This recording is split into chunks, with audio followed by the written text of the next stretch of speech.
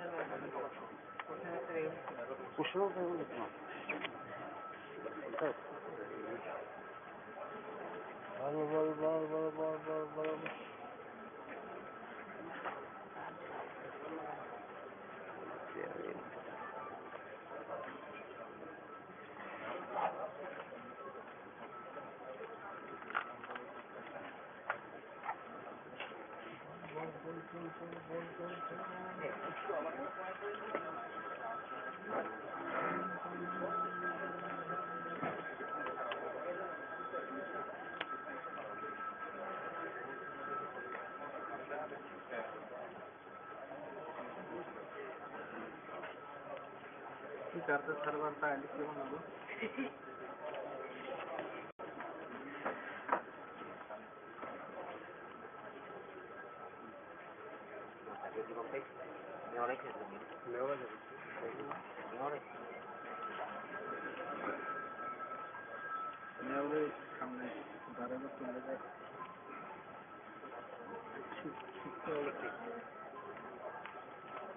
আমি কয় কাজ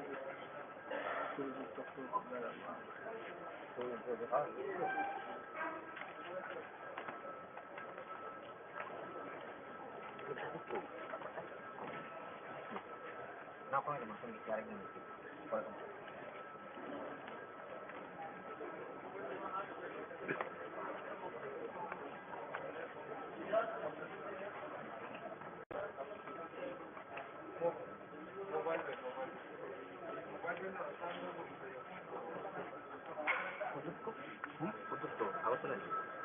Apa itu? Iya, mari. Silong. Silong. Malu.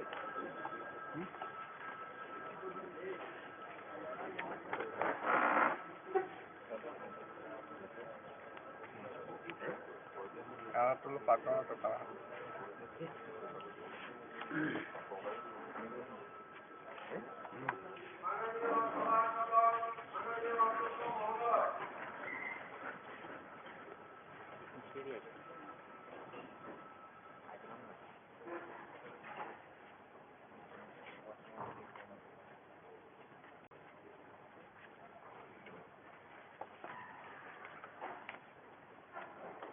Jana Gana मन अधिनायक जय हे भारत भाग्य विधाता पंजाब सिंध गुजरात मराठा द्राविड उत्कल गंगा विंध्य हिमाचल यमुना गंगा उच्चल जगति तरंगा तब शुभ नामे जागे तब शुभ आशीष मांगे गाहे तब जय गाथा जय जय मंगलदायक जय हे भारत भाग्य विधाता जय हे जय हे जय हे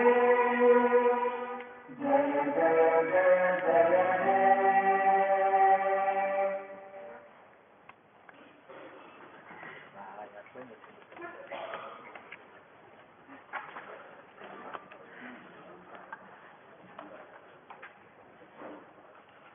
माननीय स्पीकर একটা ইনফরমেশন গতকাল আমরা এখানে যারা বসে আছি দরজাটা খুললে পরেই কোম্পানির অন্যের দ্বারাই আমরা একটু বসে থাকতে পারছি না বাইরে গেলে তো প্রচুর তাই আপনাদের দেখতে হবে এটা খুব স্ট্রিক্টলি অবজার্ভ করতে হবে ম্যান্ডেট করতে হবে ধূমপান তো নিষেধ শরীরের জন্য আমাদের সবাই এবং যেহেতু একজন অনারেবল মেম্বার এটাকে ডিমান্ড করেছেন এডুকেশন কেউ প্লিজ রিকোয়েস্ট এটা নিজস্ব সচেতনতা should be maintained. Very nice. আপনি এই করেছেন। Very nice. আমাকে strictly maintain করতে হবে। আমরা তো কারো খাওয়া মাথায় দিতে পারি না। কিন্তু যাদের নিজস্ব রেস্ট্রিকশনে গিয়ে লোকের অন্তরালে যেতে হবে। মাননীয় সদস্যরা এখন প্রশ্ন করব। আজকের কার্যসূচিতে সংশ্লিষ্ট দপ্তরের ভারপ্রাপ্ত মাননীয় মন্ত্রী মহোদয়গণ কর্তৃপক্ষ প্রদানের জন্য প্রশ্নগুলি মাননীয় সদস্য নামের পাশে উল্লেখ করা আছে। আমি পর্যায়ক্রমে মাননীয় সদস্যগণ নাম আমি উল্লেখ করবো, তারপরে নাম ডাকলে পরে তারা বাকি যেটা প্রশ্নের জবাব সংশ্লিষ্ট দপ্তরে মাননীয় মন্ত্রী মহোদয়গণ উত্তর দেবে। প্রথম প্রশ্ন রেখেছেন মাননীয় সদস্য শ্রী জিতেন্দ্র চৌধুরী মহোদয়। ধন্যবাদ স্যার। 100-এর পরে প্রশ্ন দিয়েছি তারা একটা নাম বলে। ধন্যবাদ। বুঝলাম না কি বললেন। 100-টার উপরে প্রশ্ন দিয়েছি, তার 17টা নেতৃত্ব আজকে একটা লাগা।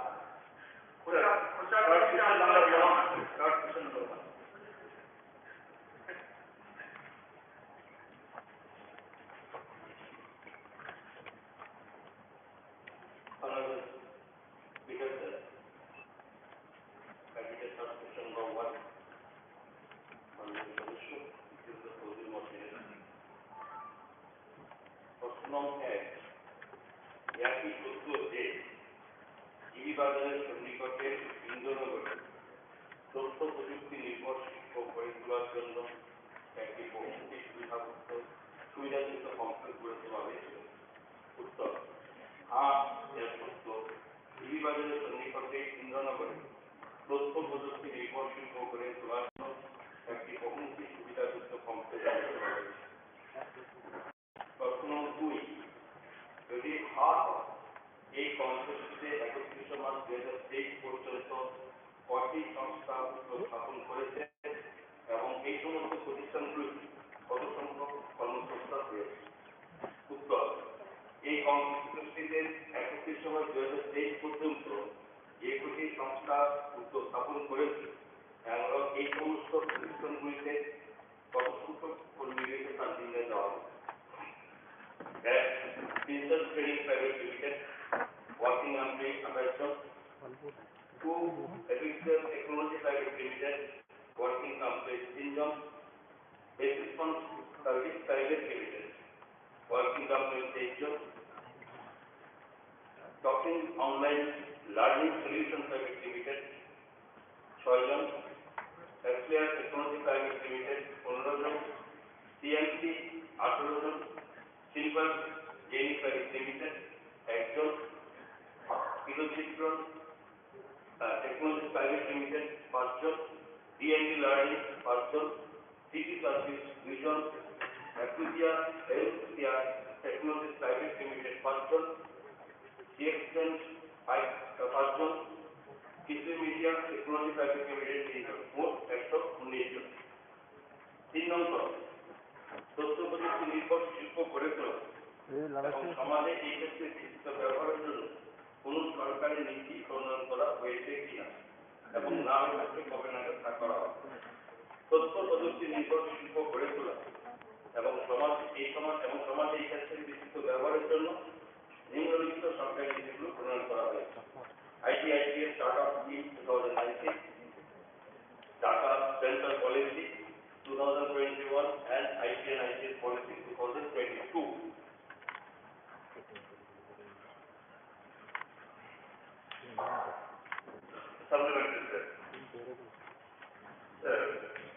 এখানে শুধু ইন্দ্রনগরে 21 সাথে ভারত সরকারের SCPI তাদের সহযোগিতায় বিশ্ববিদ্যালয়ের কাছে এখানে মুভমেন্ট করতে করা হয়েছে। সেখানেও এখানকার কিন্তু স্যার মাননীয় মন্ত্রী তথ্য দিলেন এটা এই পার্কটি গড়ে উঠেছে 2017 শেষ দিকে এবং অনেকগুলো সুবিধা দেওয়া হয়েছে এখানে। কিন্তু এই সময়তে যত সংখ্যক যে কর্মসংস্থানের কথা বললেন এবং যত সংখ্যক যে সংস্থা কাজ করে বললেন সংখ্যাটা খুবই কম। থেকে আমি জানতে চাইব যে আইটি ইন্ডাস্ট্রি এখন সারা পৃথিবীতে খুবই সারাইশি ইন্ডাস্ট্রি এবং এটাকে কেন্দ্র করে জনজীবনী মানুষের জীবনের অনেক বহুমুখী কাজ সম্পাদন করে করা যায়। এটাকে করার জন্য আরো ব্যাপক উদ্যোগ নেওয়া, শুধু পলিসি ঘোষণা করাটা, সেই পলিসি অ্যাট্রাকটিভ না, এটাকে রিভাইজ কারণ সংকটের মধ্যে কিছু একটা সেখানে হচ্ছে না। তো এটা করার জন্য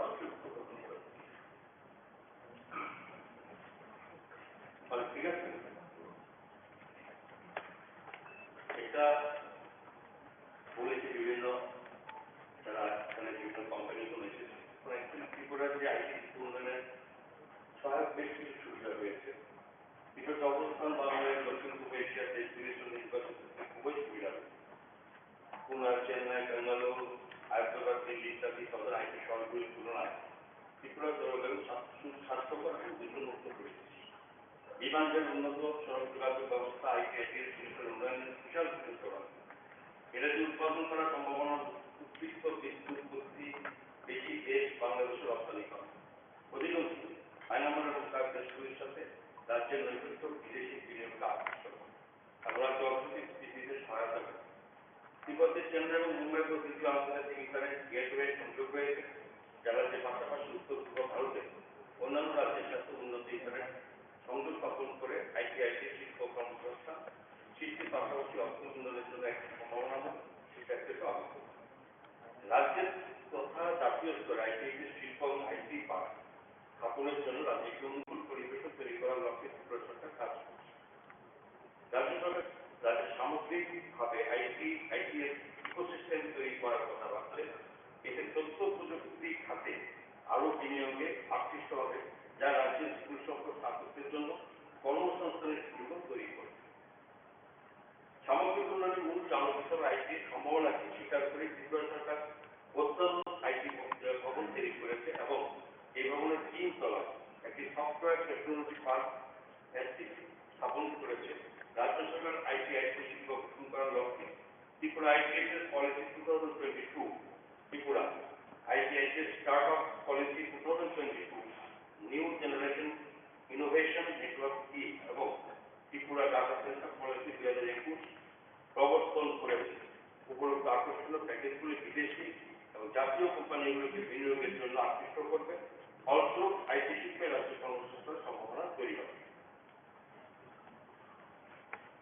সফটওয়্যার টেকনোলজি বিভাগে এসটিপিতে বলেছেন, রাজ্যে আইটি শিল্পের পর্যায়ে রাজ্যে আইটি শিক্ষিত যুবকদের জন্য কর্মসংস্থান সুযোগ তৈরি করার লক্ষ্যে software technology park of India government of ইন্ডিয়ার সহযোগিতা আকর্ষণে 2টি সফটওয়্যার টেকনোলজি পার্ক প্রতিষ্ঠা করা হয়েছে।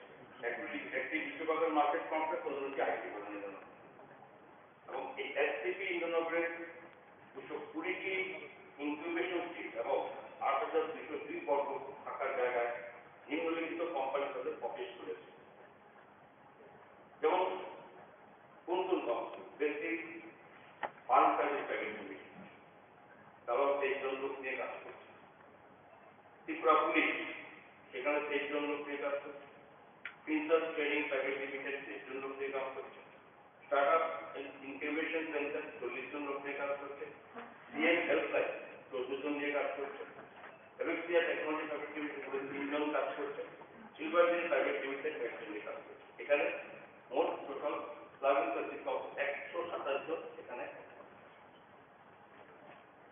এদের যদি বলি কোম্পানিগুলো কিভাবে জায়গা দেওয়া হয়েছে, সিএনপি কোম্পানিকে 1092 স্কোয়ার ফিট জায়গা দেওয়া হয়েছে। টকেন অনলাইন সলিউশন প্রাইভেট লিমিটেডকে 1380 স্কোয়ার ফিট জায়গা দেওয়া হয়েছে।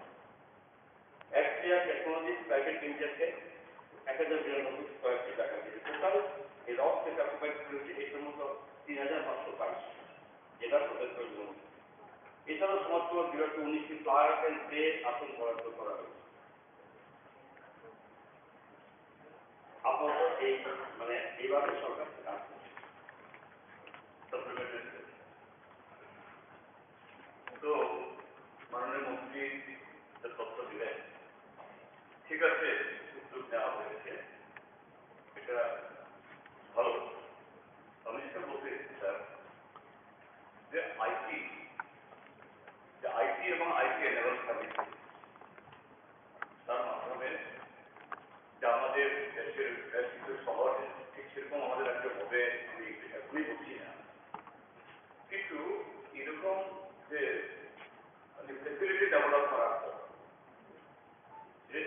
কথা বলা হচ্ছে, এটা অক্ষিণ মাননীয় মন্ত্রী বলেছেন Tripura police CM health line, ওটা তো কিছু তারা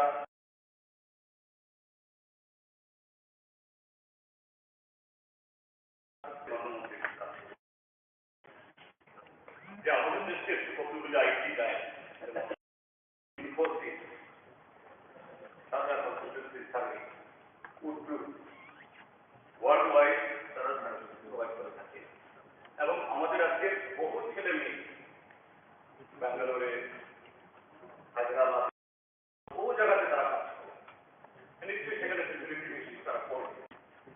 তো এটাকে আরো এক্সপান্ড করার জন্য সেখানে প্রয়োজনে যে সিএস, ইনফোসিস এদের সাথেও কোলাবোরেট করে আমাদের এখানে এরকম ইন্ডাস্ট্রি করার জন্য সরকার করবে কিনা, তাহলে অ্যাট্রাকশন বাড়বে এবং আমাদের ছেলে মেয়েরা যারা ইনফোসিসে, উইপ্রোতে এবং আরো অনেক আইটি ফার্মে যারা কাজ করে তারা আমাদের এখানে আসতে পারবেন, অনেক ছেলে মেয়েকে অনেক কাজ দেবে। আমি কথাটাই বলছি যে মাননীয় মন্ত্রী প্রধান সরকার এই উদ্যোগ গ্রহণ করবে।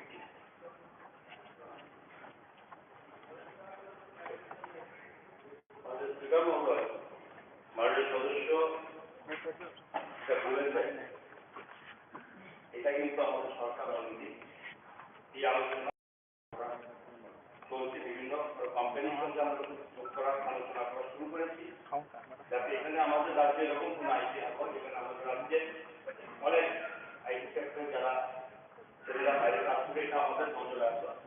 আমরাও চাইছি যে যেহেতু রাজ্যের মধ্যে এই আইটিকে ডেভেলপমেন্ট করার জন্য সমস্ত ব্যবস্থা রয়েছে, ডিজিটাল ইন্ডিয়া, ডিজিটাল ত্রিপুরা করার লক্ষ্যে আমাদেরও কাজ চলছে, যাতে আরো বেশি করে এই রাজ্যের যাতে যারা যারা আছে তারা এই রাজ্যে কর্মসংস্থানের ব্যবস্থা নেয়। এই ব্যবস্থার জন্য সরকার অলরেডি এই ব্যবস্থা আছে।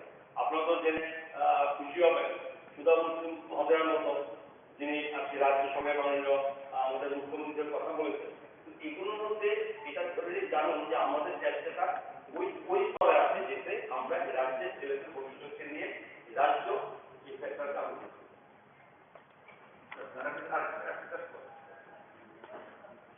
ঠিক আছে, প্রধানমন্ত্রী এসেছেন ভালো, আবারও আমি যেটা আরেকটা এখানে 2017-18 কয়েকটা ব্যক্তিগত ভাবে আর আমাদের সময়তে এই জোয়ারগুলো হয়েছে, তখন যারা এসছে এবং পরবর্তী শুরুতে যারা এসছে এরকম কয়েকটা সংস্থা এরা আমার চলে গেছে। তো আমি তাদের কয়েকজনের সাথে কথা বলতে জানা চলে তারা একটা কমপ্লেন করছে যে সাবমেরিন গাইডেন্স যার মাধ্যমে আমরা এই যে ব্যান্ডউইথ ইত্যাদি আনইন্টারাপ্টেড ব্যান্ডউইথ একটা বড় উদ্যোগ যে আমাদের দেশে এই সাবমেরিন গাইডগুলিকে মুম্বাই, তারপর চেন্নাই এবং ত্রিপুরা থার্ড, এটা গোটা পূর্বাঞ্চলের জন্য এটা একটা মানে ইম্পর্টেন্ট একটা জায়গা আমাদের জন্য। কিন্তু বলছে যে এই সাবমেরিন কেবল থেকে যেরকম ব্যান্ডউইথ হওয়া এটা আমাদের প্রত্যেক অফিসগুলোও অনেক কমপ্লেন করে। তো এই ক্ষেত্রে যে সরকারের তরফ থেকে কেন এটা হচ্ছে সংশ্লিষ্ট যারা মন্ত্রক ভারত সরকারেরই এই আইটি ডিপার্টমেন্ট তাদের সাথে কথা বলতে হবে, এটা একদিন। স্পিকার স্যার, মানে সদস্য যেটা বলেছেন এই মুহূর্তে এটা আমার কাছে সঠিক তথ্য নেই, যেহেতু এটা উত্থাপন করেছে সভাতে, এটা অবশ্যই খোঁজ নিয়ে জানবো এবং এটা তার কি কারণে হয়েছে বা তার যথাযথ ব্যবস্থা নেওয়ার চেষ্টা করবো। পাশাপাশি এটাও বলুন যে সরকার এটাকে যতটা সম্ভব অন্যান্য বড় বড় স্টেটের সঙ্গে মিলিয়ে সেখানে আমরা আরো বেশি উদ্যোগ নেওয়ার চেষ্টা করছি এবং এইটুকু বলতে পারি এবং বাকিটা আমরা অবশ্যই করবো। যেহেতু এটা আইটি ব্যাপার, I just want to ask one question. আমরা সবাই জানি ভারতবর্ষে ছাত্রছাত্রীরা talented young guide boys and girls ওরা বিদেশে গিয়ে চাকরি করে কিন্তু এই দেশের অর্থনীতির মধ্যে একটা বিশেষ যোগদান দিয়েছে। কোথায় আইটি হাবগুলো হয়েছে। First it started in Chennai, কিন্তু সেখানে সরকারের পলিসি কোনো না কোনো ব্যর্থতার কারণে people started shifting to Bangalore, এবং ব্যাঙ্গালোরটা একসময় সারা ভারতবর্ষের লোক সেখানে যেত কাজ করার জন্য। Now the whole world is coming in bank. পরবর্তী সময়ে পার্শ্ববর্তী একটা সিটি হায়দ্রাবাদে আইটির একটা বিপ্লব হয়েছে, এবং হায়দ্রাবাদকে সাইবরাবাদ বলা হয়েছে, cyber city. Now the point is, মাননীয় মন্ত্রী মহোদয় যে উদ্যোগগুলোর কথা বলছেন, আই রিয়েলি ওয়েলকাম ইট। তবে একটা জিনিস জানার আছে, ওই সমস্ত এলাকায় ব্যাঙ্গালোর, চেন্নাই, হায়দ্রাবাদে এই যে বিপ্লবটা হলো, ইউ উইল সি ছোট ছোট কোম্পানিগুলো, সেখানকার ছেলেমেয়েরা যারা স্টার্ট আপ কোম্পানি করতে চায় তাদেরকে সুযোগ দেওয়া হয়েছে। তো আমাদের রাজ্যের অনেক ছেলেমেয়ে, even some of my classmate যারা একসঙ্গে আমরা ইঞ্জিনিয়ারিং করেছি, they have their company in US, Japan, Austria, বিভিন্ন দেশে এরা কোম্পানির মালিক হয়ে বসে আছে এই রাজ্যের থেকে। আমার মনে হয় আমাদের রাজ্যের যারা ছোট ছোট আইটি কোম্পানির যারা মালিক, তাদেরকে এই রাজ্যে ব্যবসা করার জন্য বা এই হাবের মধ্যে এসে অংশগ্রহণ করার জন্য বিশেষ সুবিধা সরকার দেবে কিনা এটা আমি জানি।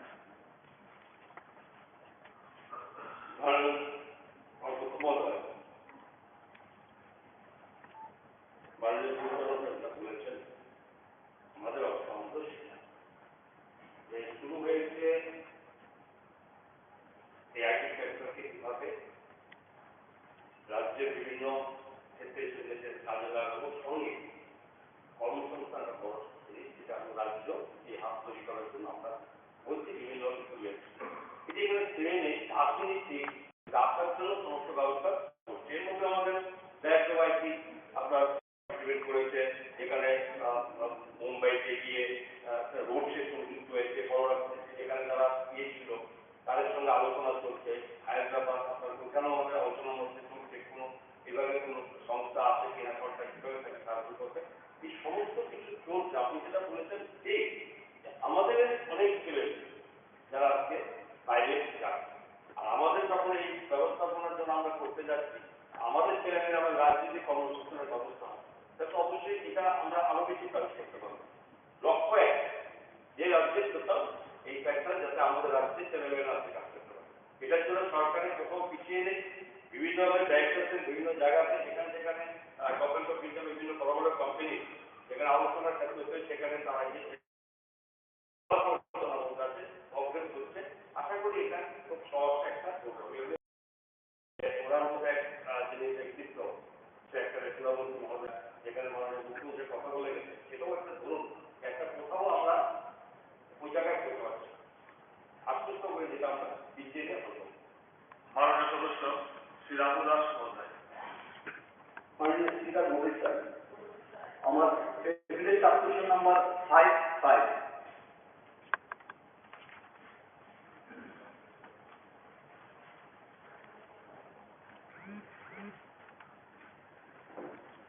Honorable Speaker, sir, মাননীয় সদস্য রামু দাসকে প্রশ্ন দিচ্ছেন। প্রশ্ন এক, প্রতাপগড় বিধানসভা নির্বাচনী কেন্দ্রে অন্তর্গত ঋষিপুরমকে যে লেদার টেকনোলজি স্থাপন করা হয়েছিল লেদারদের সামগ্রী করার জন্য, বর্তমানে সেটা কি অবস্থায়? এক নম্বর প্রশ্নের উত্তর, প্রতাপগড় বিধানসভা নির্বাচনী কেন্দ্রের অন্তর্গত ঋষি কলোনিতে গত 11 নভেম্বর 2013 সালে লেদার টেকনোলজি স্থাপন করা হয়েছে, কিন্তু ট্রেনিং দিতে ইচ্ছুক প্রার্থীর অভাবে এই কেন্দ্রটি বর্তমানে বন্ধ।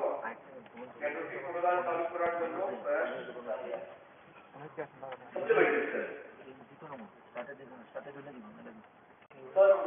সবাই জানে ত্রিপুরা রাজ্যের মধ্যে প্রথম স্লাম এরিয়া হচ্ছে প্রতাপগড় ঋষিকলোনি। ঋষিকলোনির মধ্যে প্রায় 500 থেকে 550 পরিবার আছে এবং জনসংখ্যা প্রায় 2000-এর কাছাকাছি। শুধু একটা প্ল্যানিং আছে তাদের মধ্যে ম্যাক্সিমাম এই চামড়াগত কাজের সঙ্গে জড়িত। আমাদের ডক্টর কবির সরকার এই যে মানুষের স্বাবলম্বী তোলার জন্য তাদের তোলার জন্য স্যার এই লেদার টেকনোলজি স্থাপন করেছিল। এই লেদার টেকনোলজি স্থাপন করেছিল স্যার তাদের শুরু করার জন্য। এবং এই যখন এই লেদার টেকনোলজি স্থাপন হয়েছিল আমরা লক্ষ্য করতে পেরেছি অফিস থেকে লুকিয়ে যে তাদেরকে হাতে কলমে তাদেরকে মানে অর্থ উপার্জন সরকার সামনের দিকে এগিয়ে দিয়েছিল। এবং আমরা দেখি এখান থেকে যেসব দ্রব্যাদি উৎপাদন হতো সেটা বাজার করতে পারতো। কিন্তু আজকে স্যার আমরা লক্ষ্য করতে পেরেছি এই 2020 সালের মধ্যে আজকে সিস্টেম বন্ধ হয়ে গেছে। এই বিষয়ে মাননীয় মন্ত্রী বলতে পারছি না।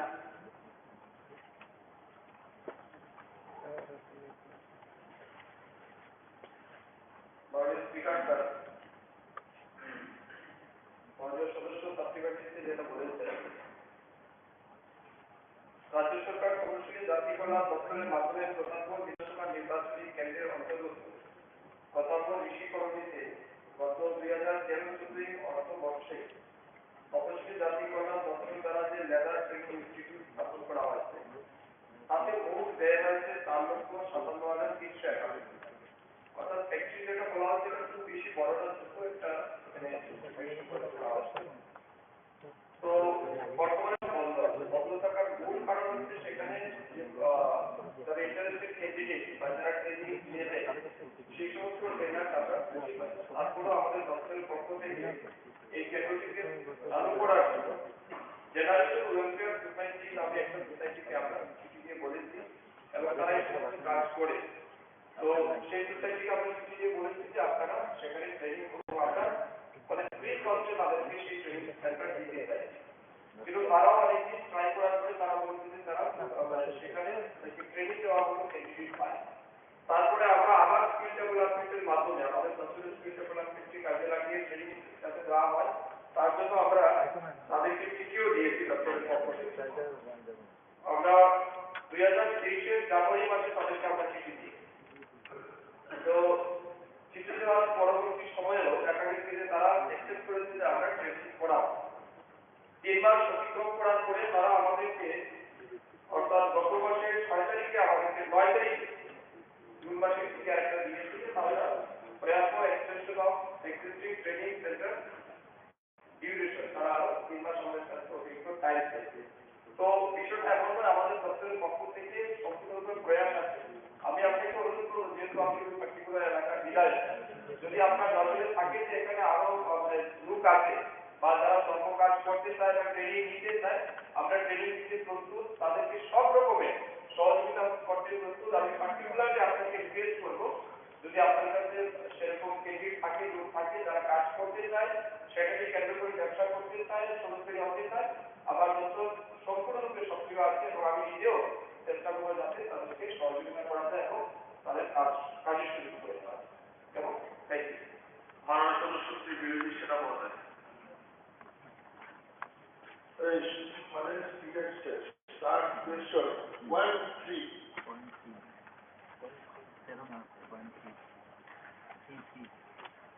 Mario Kumolo, I take a start question number 1. কৈলাসহরের প্রাচীনতম বিমানবন্দরটি পুনর্নির্মাণের জন্য কেন্দ্রীয় সরকারের মঞ্জুরি দিয়েছিল।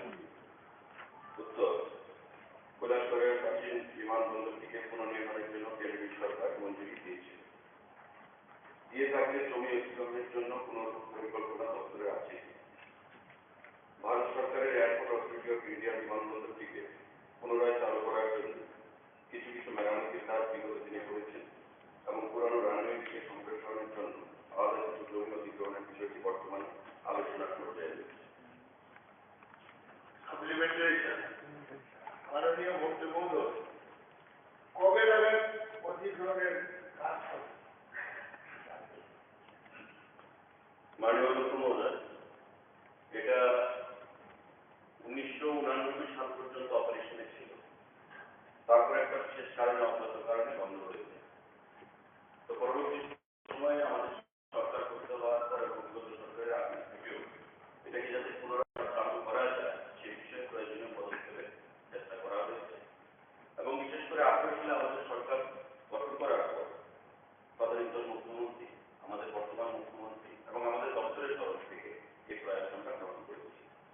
প্রস্তাব দুটো রয়েছে।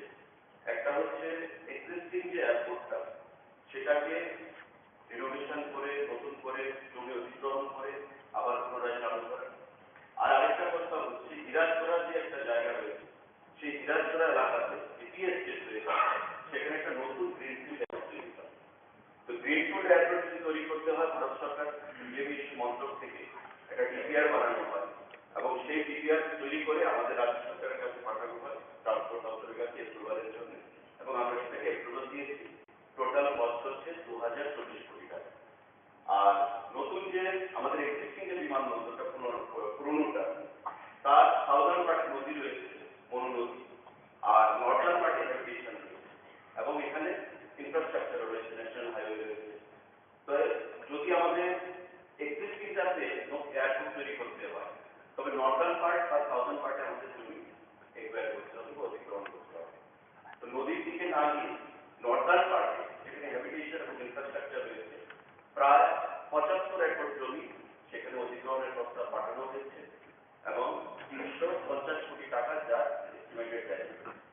ডিএম 15 কোটিকে বলা হয়েছে দপ্তরের তরফ থেকে যাতে প্রস্তাব প্রস্তাবগুলো ডিপিআর আকারে তৈরি করা হয়। এখন আমরা আশা করছি যে আইদার এক্সিস্টিং এয়ারপোর্ট যেটা আমাদের চালু ছিল আগে বা নতুন গ্রিনফিল্ড এয়ারপোর্ট দুটোর মধ্যে একটা আমরা চালু করতে পারবো আগামী দিনে কেন্দ্রীয় সরকারের তরফ থেকে। মাননীয় স্পিকার, আরেকটা সাপ্লিমেন্টারি যে পুরাতন এয়ারপোর্টে যে 75 একর জমির প্রয়োজন একসময় বাংলাদেশ হিসেবে দিয়েছিলেন এবং আমিও যখন সহযোগিতা করেছি এবং মানুষ সব রেডি আছে বাড়িঘর ছাড়তে যাচ্ছে এয়ারপোর্টে চালু করেছে। এবং 2 নম্বর হলো যে চা বাগানে দেখা হয়েছে একটা বিতর্কিত বিষয়। চা বাগানে পড়লে পড়ে চা বাগানের শ্রমিকরা জানে। নাম্বার 2, একদম বাংলাদেশের বর্ডার লাগবে না। এবং আমার কাছে যা খবর আছে যে এয়ারপোর্ট অথরিটি পুরাতনের মধ্যে তারা মতামত দিয়েছে। আমি অনুরোধ করবো মাননীয় মন্ত্রী মহোদয়কে যে পুরানা এয়ারপোর্টে করা হোক এবং বাপুর সরকারের সময় কেন হয়নি। কথা ছিল যে ল্যান্ড ব্যবস্থা করতে হবে রাজ্য সরকার, এয়ারপোর্ট করে দিলে কেন্দ্র সরকার, তখন রাজ্য সরকারের মুখ্যমন্ত্রী পয়সা খরচ করতে থাকবে। এরকম তথ্য আপনাদের কাছে। স্যার, এই যে কৈলাস শহরের থেকে আবার উদ্ধার করার জন্য ঘোষণা করা হচ্ছে এয়ারপোর্ট করার চেষ্টা হচ্ছে। আমার মনে হয় যে শুধু এয়ারপোর্ট তৈরি করতে হবে না, যে এরকম ছোট এয়ারপোর্ট হতে হলে ছোট এয়ারক্রাফট চলবে। ভারত সরকার একটা স্কিম চালু করেছে উড়ান স্কিম। আমি যদি তুলনা করে থাকি বিগত সরকারের সময়ে কতগুলো দেখেছি এরকম উড়ান স্কিমে এই কৈলাস শহরে কোন একটা পার্টি ইন্টারেস্টেড হয়েছে। যদি সেরকম হয় তখনই যে এয়ারপোর্ট অথরিটি অফ ইন্ডিয়া তারা ইনভেস্ট করছে না, করবে না। তো এরকম হয়েছে। অনেকটা হলো মাননীয় মন্ত্রী রাজনৈতিক জিনিসটার উত্তর দিতে পারবেন আশা করি। কদিন আগে এই এক্ষেত্রে মাননীয় মন্ত্রী বলেছেন জুন মাসকে ইয়েগুলোতে চিটাগাংয়ের সাথে আমাদের হবে। আমরা খুশি ছিলাম যে না চিটাগাং যাবো। আসলে জুন তো চলে আসছে কিন্তু একসাথে বলবো তাই সাপ্লিমেন্টারি বলুন শেষ করে। আসলে 4 দিনে একটা প্রশ্ন পাই, সেটা তো বলছিলাম আপনি প্রশ্ন যদি আপনি পাবেন একটা প্রশ্ন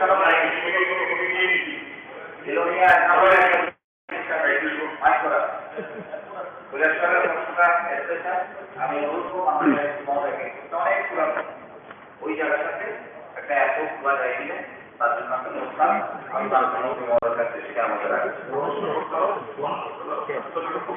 অনারেবল স্পিকার স্যার, আমাদের সম্মানিত সদস্য দিলীপ বাবু এবং সম্মানিত জিতেন্দ্র চৌধুরী যেটা বলেছেন আমি আগে জবাব দিচ্ছি।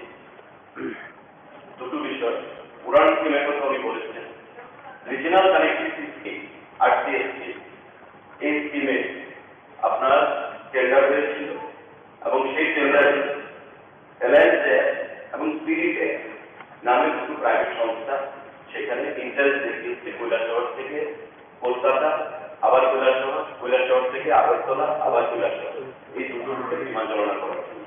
আপনি নিশ্চয়ই জানেন যে কৈলাসহর এয়ারপোর্টের বর্তমান অবস্থা এমন নয় যে সেখানে বড় এয়ারপোর্ট বা এয়ারক্রাফট ল্যান্ড করতে পারবে। 17 সিটার এবং 19 সিটারে সেখানে অ্যালায়েন্স এবং স্পিরিট এয়ার তারা টেন্ডারে পার্টিসিপেট করেছে এবং মোটামুটি তারা আগ্রহ প্রকাশ করেছে। নাম্বার 2, আপনার যেটা প্রশ্ন যে আমাদের আগরতলা এবং চিটাগাং সঙ্গে যে সিদ্ধান্ত হয়েছিল ক্যাবিনেটে সেই ইন্টারন্যাশনাল ফ্লাইট পরিষেবা সেটা ম্যাচিউর স্টেজে রয়েছে এবং গ্যাস ফান্ড হিসেবে আমরা 15 কোটি টাকা সেখানে প্রদান করেছি আমাদের স্পাইসকে সেই 15 কোটি টাকা প্রদান করবো, এর মধ্যে 3,75,00,000 টাকা অলরেডি পেয়েছি। টোটাল বাকি টাকাটা আমরা দেবো, টেন্ডারে তারা পেয়েছে, তারা আগ্রহ প্রকাশ করেছে। আপনি জানেন যে ইন্টারন্যাশনাল এয়ারপোর্ট হতে গেলে বা পরিষেবা চালু হতে গেলে ইমিগ্রেশনের বিভিন্ন সমস্যা থাকে, সেই জিনিসটা চলছে, আমরা কথা চলছে। এই পয়েন্ট অফ টাইম চিটাগাং এবং আগরতলার মধ্যে সেই পরিষেবা আমরা চালু করতে পারব। মাননীয় সদস্য বিরোধীবাবু যেটা বলেছেন সেটা আমরাও আন্তরিক যে রাজ্য সরকার এবং মাননীয় মুখ্যমন্ত্রীও নিশ্চয়ই কোনো আলোচনা করতে চাইবেন কিছু। উনি ব্যক্তিগতভাবে কেন্দ্রীয় মন্ত্রী জ্যোতিরাদিত্য সিন্ধিয়ার সঙ্গে ভিডিও কনফারেন্স করেছেন, চিঠি লিখেছেন, মিটিং করেছেন দিল্লিতে গিয়ে এবং সিভিল এভিয়েশন মিনিস্টার আগ্রহ প্রকাশ করেছেন এবং তারপরে আমাদের যে RCSC উড়ান যে প্রকল্পটা আমি বললাম সেটাকে ত্বরান্বিত করা। আমরা আশা করছি খুব শীঘ্রই আমাদের সেটা হবে। আর দীপঙ্করবাবু যেটা বললেন উড়ান যাবে, দীপঙ্করবাবু যেটা বললেন সে বিষয়ে আমাদের এখনো প্রস্তাব আসেনি। আপনি এটা প্রস্তাব আমাকে দিন, কারণ তার আগেও একটা প্রস্তাব ছিল আপনার রেল দপ্তরকে কেন্দ্র করে, আমি আপনার চিঠিকে এনক্লোজ করে দিল্লিতে রেল দপ্তরকে পাঠিয়েছি। আপনি একটা প্রস্তাব দিন স্থানীয় বিধায়ক হিসেবে, নিশ্চয়ই আমরা রাজ্যের উন্নয়নের জন্য কেন্দ্র সরকারের সেটা প্রেরণ করব। ধন্যবাদ। মোট কথা ধলাই, বনকুটি, উত্তর ত্রিপুরা বিস্তীর্ণ এলাকা, কাঁঠার সংলগ্ন পাতারকান্দি এলাকা সহ যদি কৈলাসহর এয়ারপোর্ট চালু হয় দ্রুত চেষ্টা করুন, নাগরিকদের সুবিধা হবে এবং কাঁঠার সহ। মাননীয় সদস্য শ্রী মনোজ কান্তি দেব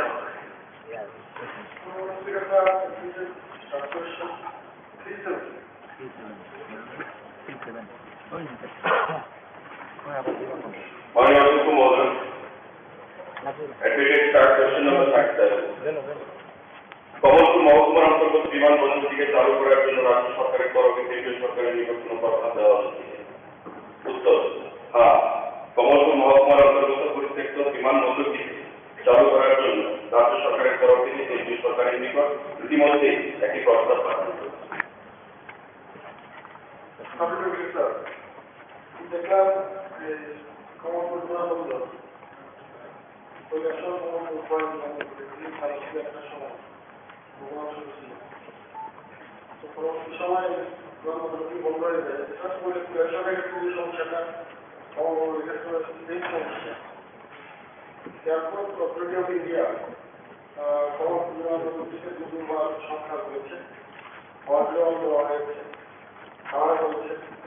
তো মাননীয় মন্ত্রী আমার আবেদন থাকবে যে কমলপুর বিমানবন্দরটিও যাতে গুরুত্ব বিবেচনা করে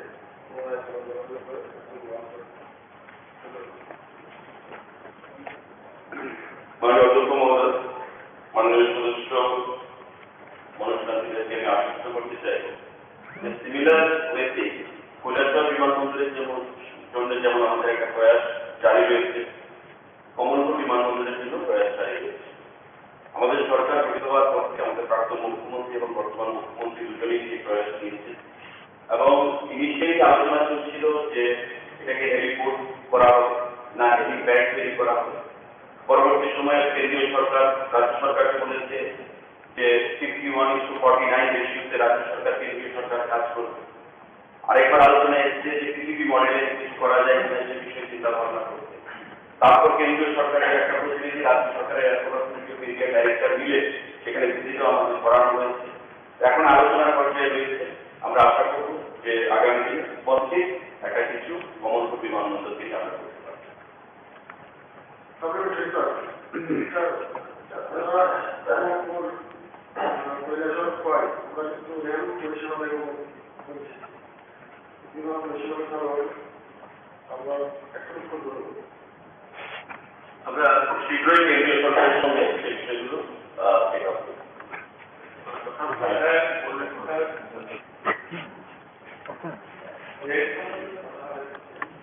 আমি মাননীয় মুখ্যমন্ত্রীকে সম্পূর্ণ চেষ্টা করে করছি এবং আমার যে মাতাবাড়ি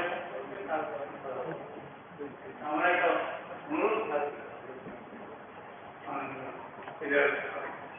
যে উদয়পুর যে স্টেশনটা এটা না কামাখ্যা স্কুলের কামাখ্যা এটা তোরা ভালো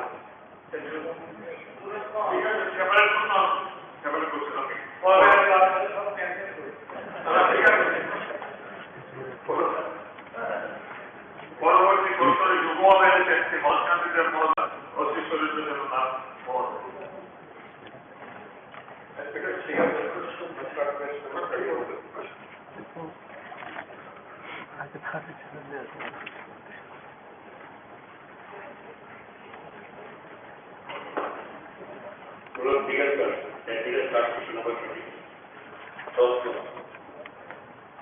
কমলপুর বাগাইছড়ি এলাকা এবং যুবরাজগঞ্জ বিধানসভা অন্তর্গত বৈধানবাড়ি এলাকাকে মোবাইল নেটওয়ার্ক আওতায় আনার পরিকল্পনা দপ্তরের আছে। উত্তর হ্যাঁ, কমলপুর বাগাইছড়ি এলাকা এবং যুবরাজগঞ্জ বিধানসভার অন্তর্গত বৈধানবাড়ি এলাকাকে মোবাইল নেটওয়ার্ক আওতায় আনার পরিকল্পনা দপ্তরের আছে। শর্ত 2 নাগাদ আনা হয় বলে আশা করা যায়। উত্তর 2023 ইংরেজি সনের ডিসেম্বরের মধ্যেই যুবরাজনগর বিধানসভার অন্তর্গত বৈঠানবাড়ি এলাকাকে মোবাইল নেটওয়ার্ক আওতায় আনার পরিকল্পনা দপ্তরের আছে। বিএসএন ধলাই ত্রিপুরা কমলপুর মহকুমা বিধানসভা গ্রাম পঞ্চায়েতের অধীনে থাকা বাগাইছড়ি এলাকার মোবাইল বিদ্যুৎ কভারেজ সমীক্ষা রয়েছে। বিএসএন বিওপি 4G কভারেজ প্রকল্পে 119 PNBS এর অধীনে বাগাইছড়ি বিওপি এবং 105 BNBS এর অধীনে বিলাসচরণ সমীক্ষা করেছে। উপরোক্ত সমীক্ষার পর বিএসএনএল প্রস্তাব করেছে যে বাগাইছড়ি বিওপি এবং বিলাসচরণ বিওপিতে 4G টাওয়ার স্থাপন করলে বাগাইছড়ি এলাকার যে অঞ্চলগুলিতে এখন মোবাইল নেটওয়ার্ক নেই সে অঞ্চলগুলি মোবাইল নেটওয়ার্কের আওতায় চলে আসবে।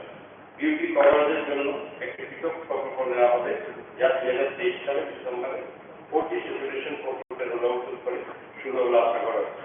বর্তমানে বিএসএন পরিকল্পনা করেছে যে 4G কভারেজ বিকল্পে প্রকল্পে বিলাসচর অঞ্চলের কভারের জন্য একটি টাওয়ার দক্ষিণ বিলাসচর বিওপিতে থাকবে।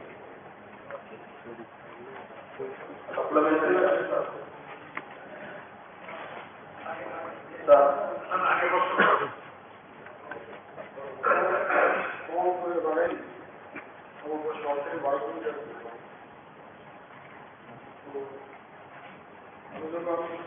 মুখ্যমন্ত্রী ছিলাম সেই সময় আমরা লেখালেখি করেছি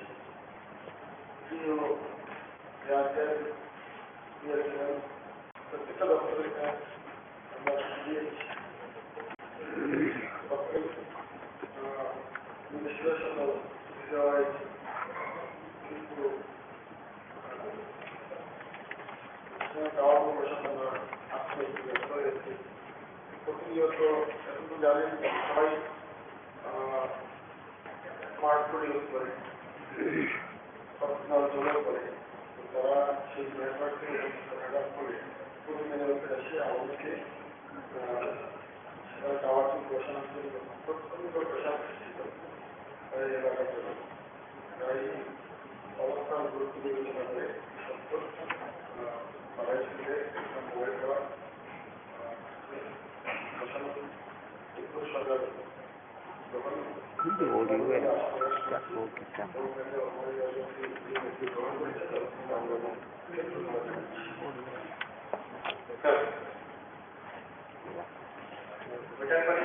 রমনাগর শহরের থেকে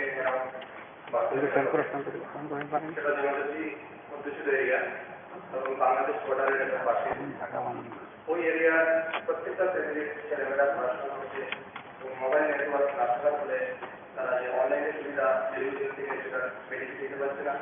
মাননীয় মন্ত্রী যেহেতু কমিটমেন্ট করেছেন 31 ডিসেম্বরের মধ্যে সেটা কমপ্লিট হবে, তো এই আশা করবো এই টাইমে সেটা কমপ্লিট হবে। Thank you.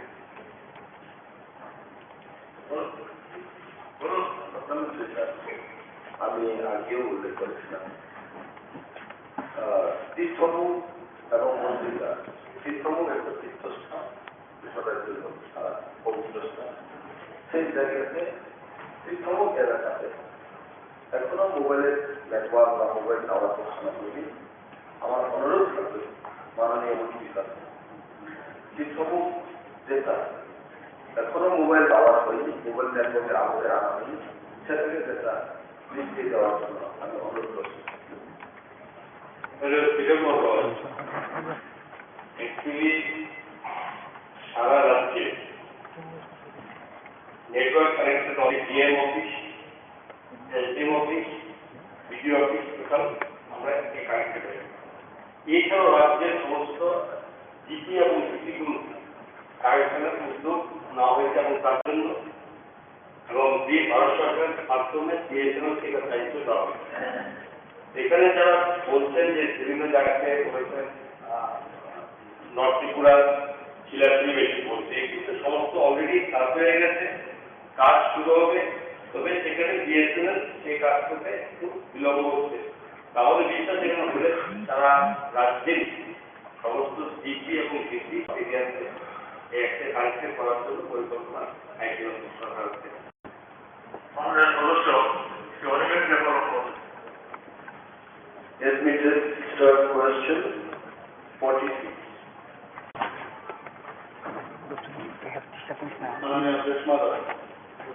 Last question number 46 is by Honorable Opposition Leader Sri Manish. Question number 1, বর্তমানে রাজ্যে বালু খনন করার কোনো নিয়মাবলী আছে? উত্তর হচ্ছে হ্যাঁ, বর্তমানে রাজ্যে বালু খনন করার জন্য Tripura minor mineral concession rule 2014 নিয়মাবলী প্রচলিত।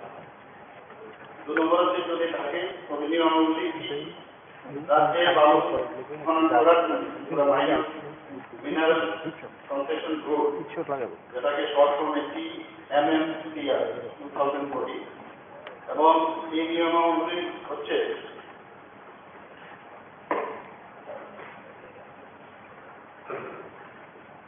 এক নম্বর হচ্ছে সরকারের পূর্ব অনুমোদন ব্যতীত ভারতীয় নাগরিক হন এমন ব্যক্তিকে কোনো ভিসা পারমিট দেওয়া।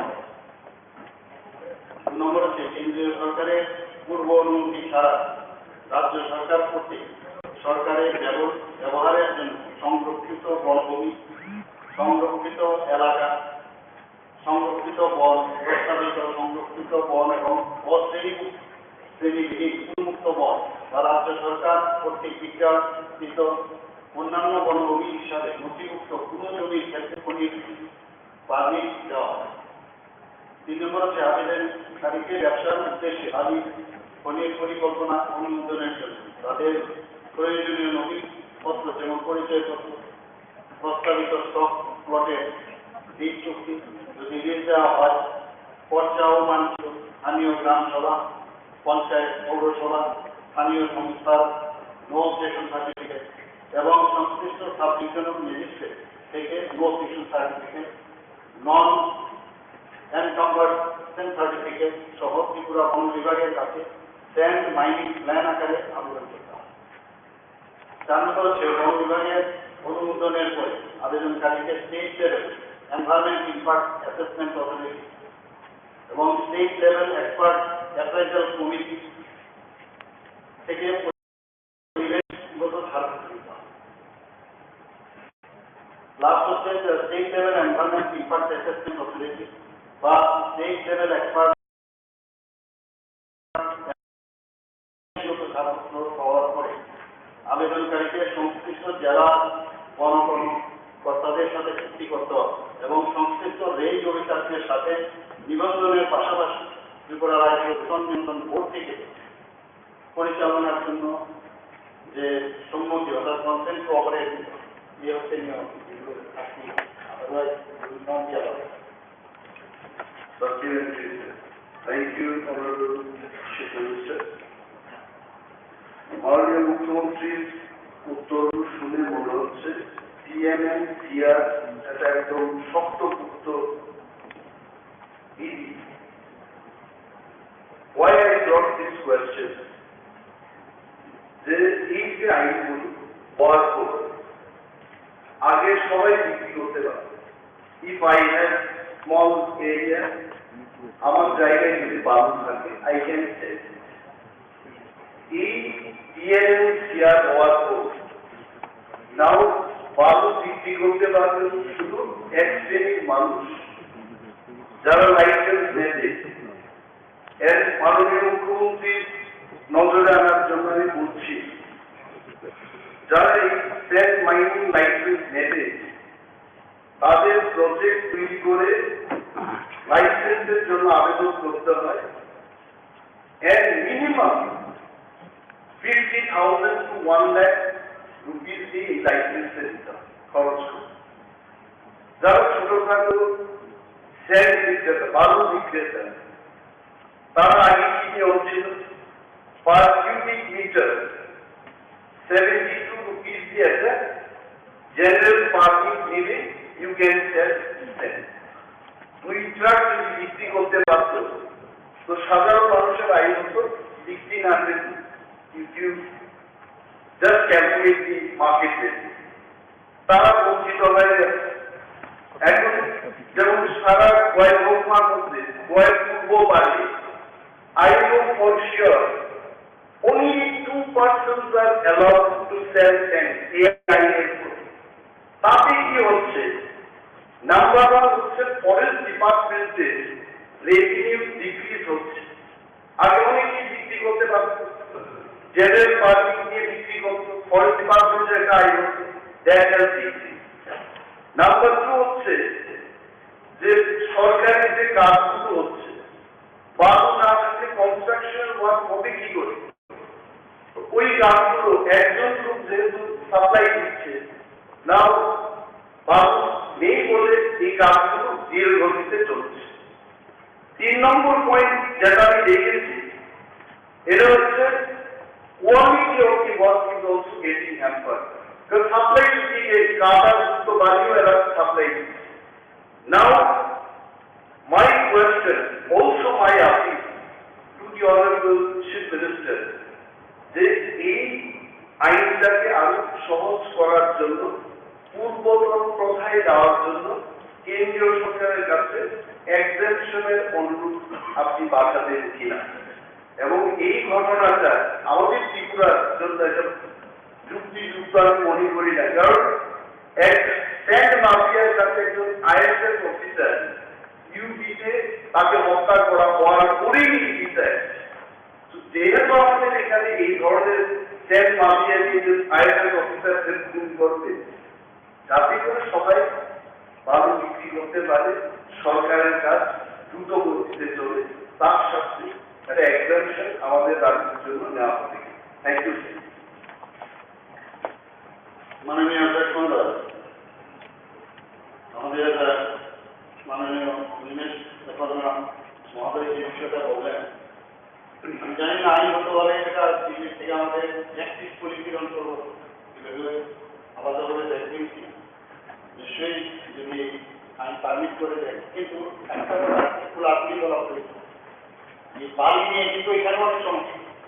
আপনি বালু মাফিয়া বলেছেন, এখানে কিন্তু আছে ওই রকম উত্তরপ্রদেশের মতো মাফিয়া হতো না, দুর্গা পাতলা আছে এখানে, কিন্তু মাফিয়া তো মাফিয়াই। এবং এই ধরনের মাফিয়াদের প্রতি আমাদের নজর আছে, এক তো রাখতে হবে, আবার অন্যায়ভাবে বালি উত্তোলন এটাও প্রমাণটা করতে করা হবে। আপনি 600 কোটি টাকার যে ঘাটতি আমাদের বাজেটে বলছিলাম না, আমরা বলছিলাম এইগুলোর দিকে আমরা নজর দেবো যাতে ঘাটতি মেটানো আইনের দ্বারাই থাকবে। আইন না থাকলে তো অসুবিধা। কিন্তু যাতে সবাই কাজ পায়, কাজ করতে পারে, আইন মেনে চলতে হবে, সেইগুলো আমাদের মধ্যে। আপনি আমাদের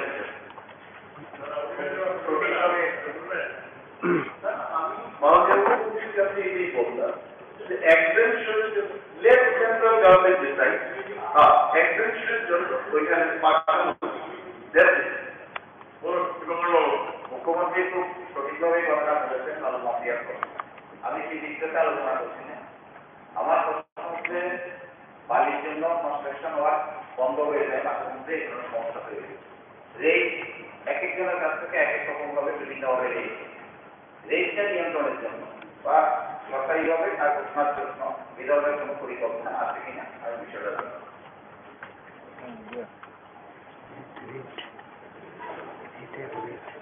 বর্তমানে রেট আমি যে বিষয়টা আমি বলতে পারবো, আমরা বিষয়টাও রেগুলেট করা প্রয়োজন এবং এই বিষয়টা নিশ্চয়ই আমরা দেখবো। গভর্নমেন্টের যারা আধিকারিকরা আছে তাদের সাথে কথা বলবো। মাননীয় জনপ্রতি শ্যামল চক্রবর্তী মহোদয়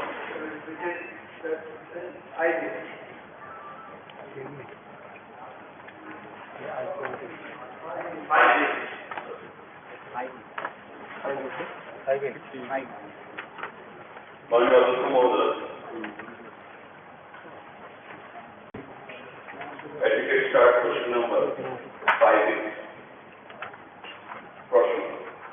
মোহনভোগ গাড়ি ব্লক এলাকার দক্ষিণ দৈবান্ধ ভিলেজ চণ্ডীচড়া জলাশয়কে ভিত্তি করে যে পর্যটন কেন্দ্র আছে এটার উন্নয়নের জন্য সরকারের কোনো পরিকল্পনা আছে? উত্তর, মোহনভোগ আড়ি ব্লক এলাকার অন্তর্গত দৈবান্ধাল ভিলেজ অবস্থিত চণ্ডীচড়া জলাশয়কে ভিত্তি করে পর্যটন কেন্দ্র গড়ে তোলার আপাতত পর্যটন দপ্তরের কোনো পরিকল্পনা নেই। যদি থাকে তাহলে কি ধরনের পরিকল্পনা আছে এবং তা কবে নাগাদ বাস্তবায়িত হবে? উত্তর, প্রথম প্রশ্নের উত্তরের পরিপ্রেক্ষিতে এটা প্রযোজ্য। চল্লিশতলা যে পর্যটন জায়গাটা এটা 4টায় বিশেষ করে সাধারণ করে আছে এবং এটা থেকে 17 কিলোমিটার হলো দেশটা, 20 কিলোমিটার হলো তার মাঝামাঝি জায়গা আছে। বাসটা সব তৈরি হয়ে গেছিল, এখানে পর্যটকরা যারা চালু না হলো যায় সেটা আগেই তৈরি হয়েছিল, তখন থেকেই যায় ডেভেলপমেন্ট করে।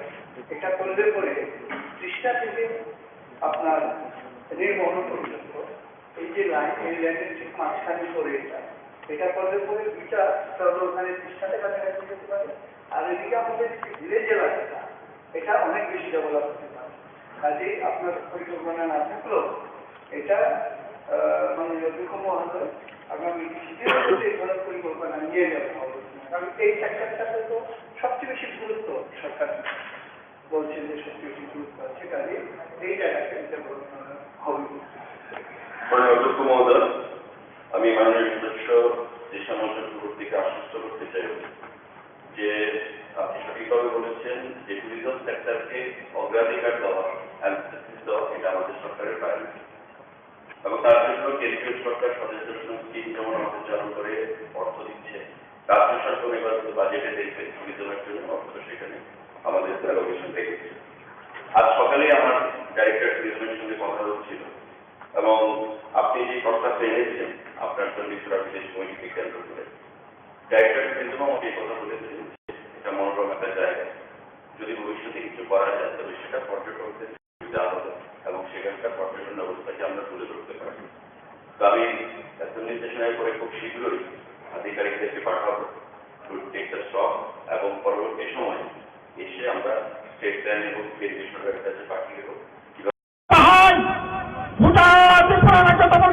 অবস্থা চালিয়ে দেবো সামনকে তারা ব্যবস্থা করেন 5 কেজি ম্যাডাম লাগলাম, খরচটা শ্রমিক, খরচটা কৃষক, খরচটা অন্নভূমি পড়াক 5 কেজি পাই যাব, 10 কেজি পাই না, খরচটা বলতে পারেন 18 থেকে 20 কেজি ম্যাডাম লাগলো, মারিন গুগল খেতে থাকায় সামন লাগলো, কিন্তু সামান্য কোনো ব্যবস্থা করেন আবার পর্যন্ত ঘরে এই 2023 আবার পর্যন্ত ঘরে 15-16 দিন লাগানি সামন খাপ আমাদের বিশেষ যারা গণমুখী পরিষদ খেয়ে যায়, যারা বামফ্রন্ট খেয়ে যায়, বরং অনেকাংশে বড়টা ভাব এরা যেমন সমন খাইমান লাগ অবহায় খাইলে আর ছিটের ফোটা ধারা লাগানি সমঙ্গ ভগবান সমঙ্গ অল্প সমন্বয়ের একটা সমঙ্গ 15 জন 20 জন 30 জন 40 জন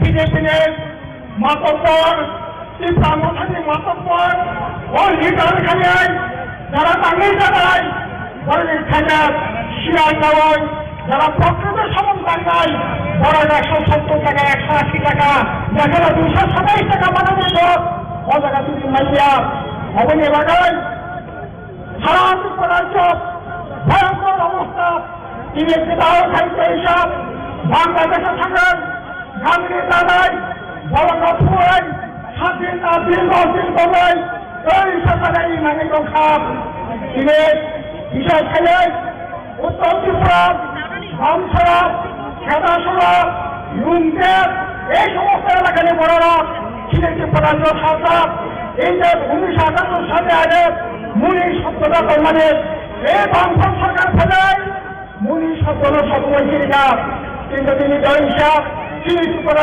মনে নিজের অবস্থানের মনে শিখলেন থেকে আরম্ভ খেলেন 1 মাস 15 দিনের 2 মাস 3 মাস মনি নয় 2 স্তর খেলেন কোন রকম তারা নামে খাতা কোনো করা এই ভয়ঙ্কর পরিস্থিতি মোকাবেলা খেলে নেওয়া নয় সেই রাজনীতির উপর অর্থ ছিলেন সংসদের হবে সদাদায় এতই দগাই বহত্র খুলব না সিংহতা খাইবান না অবনে বাড়ে এই লড়াইটা কথা খেলে নেওয়াকে সে রাজনীতি না ফেলাই তিনি শ্রী রাজসিং ভবনের সরকার দর্শক ভগৎ সিং শাখা অষ্টম কমিশন অন্তর্ভুক্ত থাকেন সরকার দর্শন অষ্টম কমিশন দূরের পর বাংলাদেশ ভারত রোমান ভারত আমাদের যুবরা জায়গাতে আসলে বক্রতে মাথায় নাকানো না পেলে দেশ নিয়ে খেলাধুলা করবার চেষ্টা করছে তাই রোমান স্কিম হবে না বাংলা স্কিম হবে আরে স্কিম ভাষা একটা ভাষা একটা জাতির উন্নয়নের সুযোগ হতে পারে না আপনারা দেখেছেন বাংলা স্কিমে মণিপুরে প্রায় 200 বছর ধরে এখনো বাংলা স্কিমে চলছে এখন মণিপুরে তাদের মিশন স্কিমও চলছে বাংলা স্কিমও চলছে ধীরে ধীরে ধীরে ধীরে মানুষ সেখানে ঠিক করবে তার জন্য মণিপুরি ভাষা হাসিয়ে আছে সাহিত্য দিক থেকে সংস্কৃতি দিক থেকে খেলাধুলা দিক থেকে ভারতবর্ষের অন্যতম রাজ্য হচ্ছে মণিপুর রাষ্ট্রে এনে এরকম ভাবে গিয়েছে আপনি বলেন তিনি স্টেটটা শিক্ষাকার রূপাল হিসেবে যারা শিক্ষিত বাংলা হিসেবে যারা শিক্ষিত কিন্তু তিনি দায়িত্ব নেন কারণ থাকে বামফ্রন্ট সরকার তথ্য ইউনিভার্সিটি পর্যন্ত ও দুটা ইউনিভার্সিটি পর্যন্ত কখনো আসলে প্রাণী থাকেন পিএইচডি খানের সুযোগ পর্যন্ত রাখা দাদু কলেজ যারা যাবেন দায়ন যন্ত্র যাবেন তমনে বললে ভূমিকম্প সময় নবাঙ্গ সময় বিয়ে পর্যন্ত পরিবেশ ভগবানের বাড়ি ঘুরতে করে পুরুকা ভারতবর্ষ কোনো জায়গাকে হয় এক পদার্থ বামফ্রন্ট সরকার খাইটা কিন্তু তিনি রামূলক খান ঘরে রাত এই পৃথিবী সরকার থাকেনি পড়ে কর্পোরেট বাসনে ধরা শুনব তিনি তাহলে দেখান ত্রিপুরা এনডিতে মহারাজ ইউনিভার্সিটি তেমন পর্যন্ত কর্পোরেট চালু দেখো কারণ এদিকে প্রশাসনে দ্বারা করলেন ফাইল চলাকালে খেলো ব্যবহার ফাইল দুটি কোনো বিষয় তবে কমন খেলে জানতে তারপর ইংরেজিবাজ কর্পোরেট খেলা শ্রী রাজ্য বিধানসভার মন্ত্রী সর্বানুমে 2 জনের মন্ত্রী করলো 3 জনের মন্ত্রী করলো এবং কর্পোরেট খাই সরকারিয়া অথচ বামফ্রন্ট সরকার তন্ত্র এডিসি প্রশাসন উপর রাজ্য বামফ্রন্ট সরকার বিশাল বিশাল ক্ষেত্রে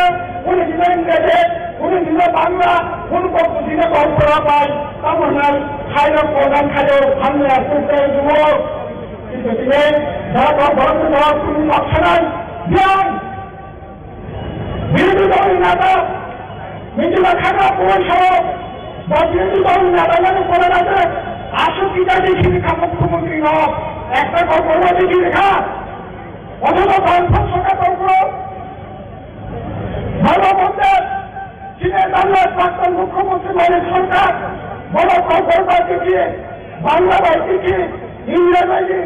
কিছু অফিসিয়াল এমবেসিতে অফিসে কোনো ব্যবহার থাকে, কিন্তু তিনি বরাদ্দ ব্যবহার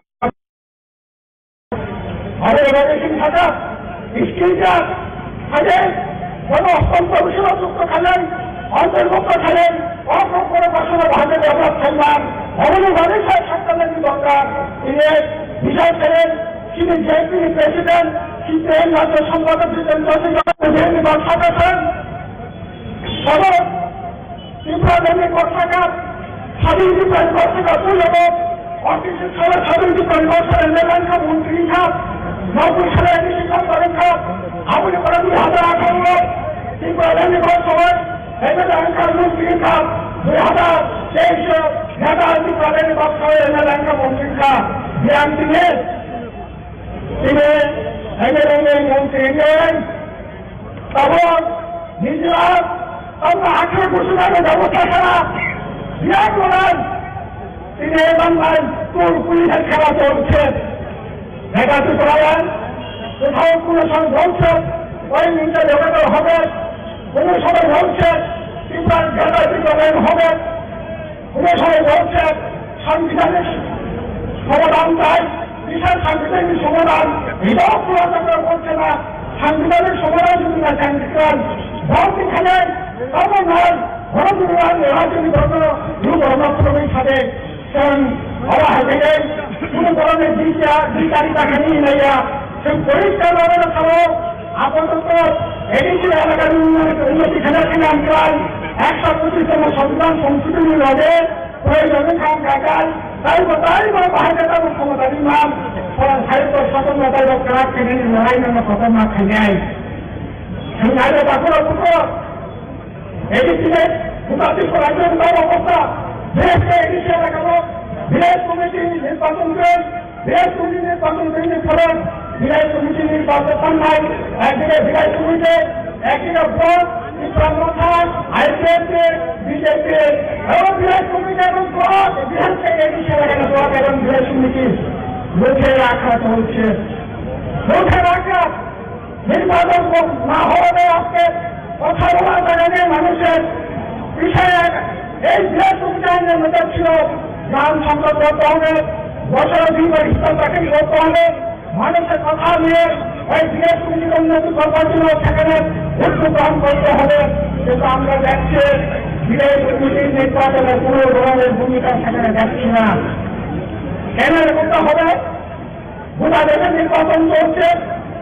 এখানে বিধানসভা হয়েছে 30 পঞ্চায়েত হয়েছে কেন ভিলেজ কমিটির নির্বাচন হবে না অথচ এই ভিলেজ কমিটির গ্রামের একা গ্রামীণ সরকার সেটাকে বিক্রি করে গ্রামীণ মানুষের আর্থিক জীবনযাত্রা মান উন্নত হতে পারে অথচ এই জায়গাটাই আজকে সর্বপ্রকার চেষ্টা চলছে তাদের বাঁকুড়া বুকুড়া ও জায়গা গ্রাম সেনের কোনো সুযোগ নেই হয়তো ভয়ঙ্কর এবং আক্রমণ শিশুপুরে গোটা দেশ গণতান্ত্রিক ভারতীয় তৈরি করব আবার ইসিসিবি নামে প্রথম সিএবি নামে এনআরসিবি নামে ভয় করে ফেলেন ভরতন বিহারকারী কিন্তু ভরতন জীবনের জন্য ওখানে চেষ্টা থাকবেন আরো প্রভাব খেলেন ইউসিসি কমন শিবির খেলেন ওই এডিসিনের ক্ষমতা একটি অনুষ্ঠিত রিজার্ভেশন বড় দুর্বল খেলে পাবেন সেই রাষ্ট্রীয় ষড়যন্ত্র তাদের তৈরি করবেন এই ব্যাংক অধিকার সাহিত্য সমিতির অধিকার এই অধিকারের পর্যন্ত তাদের খর্ব খেলে পাবেন যে ইউনিভার্সিটি ব্যাংক সন্ধ্যায় আইন থেকে কেন্দ্র সরকার ধর্ম অধিকারের উপরে আক্রমণ খেলে চেষ্টা খাইতে মানে ধরক আসন্ন তারপরে বকরা চিনি সভাটা প্রদর্শন না খেলে আবার এভাবে ধরক কাবুল ফেলে গেছে মতো অফিসার দলের সুবিধা কি দলখানি সুবিধা মামা নকলে মামাও ও ভাবিনা ভাবিনা To the Secretary, to the Honorable the subject intimation regarding rescue of human cows from the Kallam Sagar Lake of Matawari Temple at the present scenario there. Here again, sir, reference to the subject cited above. This is to inform you that one human cow has been found floating in the Kallam Sagar Lake of Matawari Temple on 12/7/2020, early in the morning.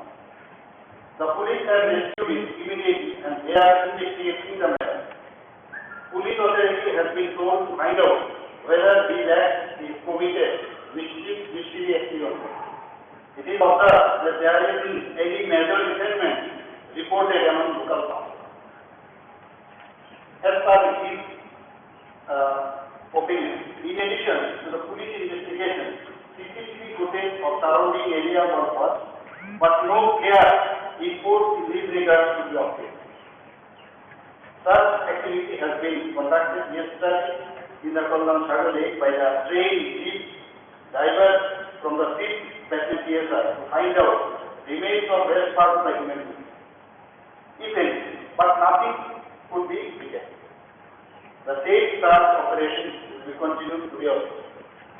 Necessary steps to follow illegal sentiments and avoiding of traditional practices like preventing entry to Kollam Sagar for next 42 days, etc. has been taken. It is further informed by the police authority that the safe child has been kept in the Guruti District Hospital, Japania for postmortem. This is for your kind information. So this is the report I received. So this is the police. They are taking investigation is going. So after coming out the investigation, I will tell you the Sir, মাননীয় মুখ্যমন্ত্রী উত্তর দিয়েছেন তো? না sir sir আর এটা তো আমি এই বিষয়ে একটু বলতে চাই স্যার। ঠিক আছে, মাননীয় রেভেনিউ কালেক্টর কিন্তু এটা তো শুধু এই ইনভেস্টিগেশনে তার পক্ষে তো সূত্রে বেরিয়ে আসছে। মাননীয় মুখ্যমন্ত্রী সড়ক দপ্তর তরফ থেকে এটা তো ফরেন্সিক এবং অন্যান্য কবেকার এই ঘটনা এবং পুরুষী মহিলা তো করা দরকার। আমি ভাবছি তো একটা একটা পবিত্র জায়গাতে এরকম কাটা বন্ধু পাওয়া যাচ্ছে, কাউকে তাই করছি তাদের এসে ব্যাক করার জন্য সেই কিন্তু আরো ফার্দার নেওয়া হবে। আমার মাননীয় মুখ্যমন্ত্রী একটা জবাব দিতে হবে। স্যার, গত 10 তারিখে মাননীয় বিরোধী সিনহার একটা প্রস্তাব ছিল কৈলাস শহরে একটা এই কুমারঘাটা কৈলাসের একটা টাওয়ার এবং একটা ফিট করে অ্যাকাউন্ট আলোচনা হয়ে গেছে। না না না আলোচনা বললাম তো আপনি মুক্তি করুন না স্যার। না অ্যাকাউন্ট এটা মাননীয় মুখ্যমন্ত্রী পার্টিকুলারলি বলেছেন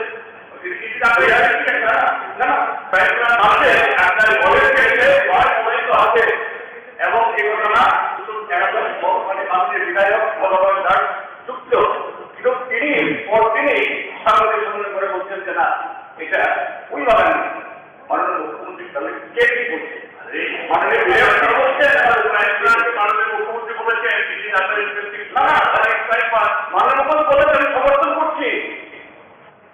মাননীয় মুখ্যমন্ত্রী ভাষা করতে পারছেন না। আপনার বিধায়ক না আপনার বিধায়ক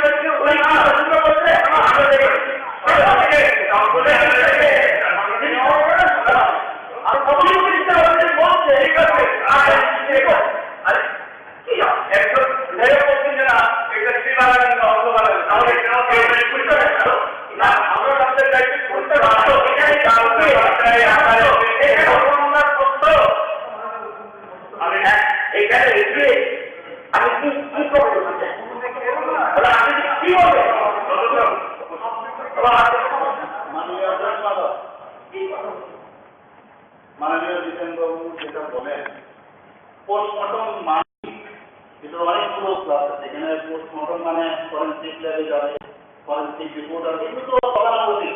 পোস্টমর্টমকে আলাদাভাবে ব্যাখ্যা করার খুব প্রয়োজন আছে বলে মনে হয়, এগুলো থাকবে। কাজে এই বিষয়ে আমি আশ্বস্ত আমি করছি আপনাকে যা প্রকার আপনাদের সময় এগুলো করি পোস্টমর্টম যে এই যে কি বলে ফরেন্সিক ল্যাবতে আপনাদেরই করি। কাজে ওখানে যাবে আমরাও এটাকে মডার্নাইজ করছি, এখানে কাজ মডার্নাইজ দ্বিতীয় যে বিষয়টা আমি সেই নাম দিলাম সে পুরোনো কথাগুলো এগুলো আমি কি বলবো তৎকালীন যে কথাটা বলছিলেন আমাদের মাননীয় বিধায়ক যেটা রেজ করেছেন সেখানে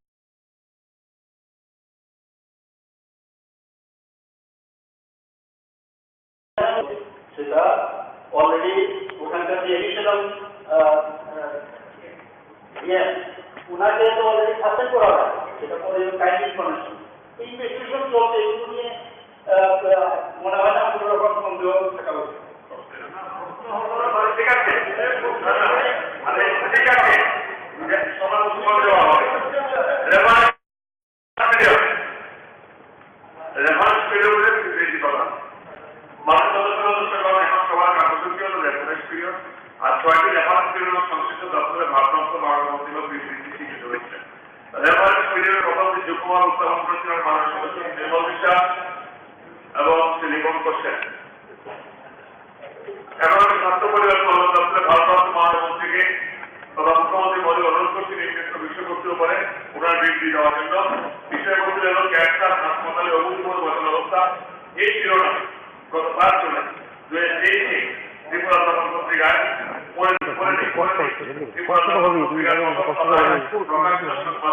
হয়নি মানে ওই কিছু হ্যাঁ দেখো মিলারেট করলে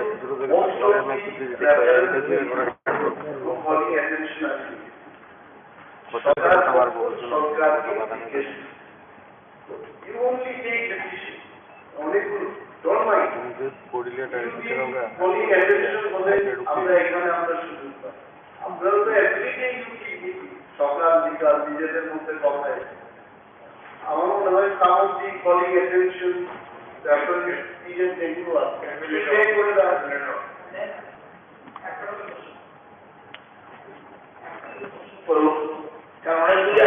আমার দূর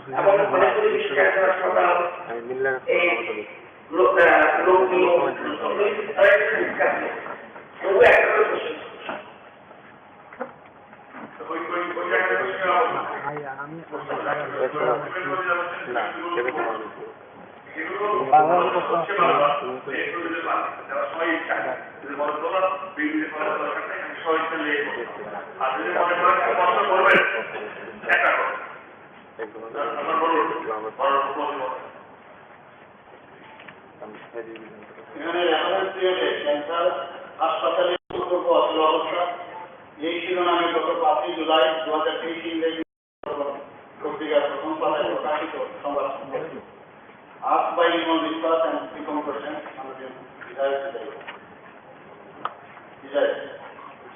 এখানে 1 নম্বর হচ্ছে ক্যান্সার চিকিৎসায় ব্যবহৃত অত্যাধুনিক মেশিনগুলো হল রিনার অ্যাক্সেলারেটর, সিমুলেটর, ব্রাকিথেরাপি। এই সমস্ত মেশিনগুলো যেমন পুরো বিম ইউনিট সপ্তাহে বছর এবং রোগীরা এই মেশিনগুলো থেকে প্রতিদিন পরিষেবা পেয়ে থাকে। প্রতিদিন প্রায় 160 থেকে 165 জন ক্যান্সার এই পরিষেবা নিয়ে থাকে। এই হাসপাতালে কেমোথেরাপি ওষুধ যথেষ্ট পরিমাণে মজুদ রয়েছে। অটল বিহারী বাজপেয়ী রিজিওনাল ক্যান্সার সেন্টারে প্রতিদিন প্রায় 70 থেকে 80 জন রোগী কেমোথেরাপি নিয়ে থাকে। এপিএল বা বিপিএল নির্বিশেষে সবাই বিনামূল্যে এই পরিষেবা পেয়ে থাকে।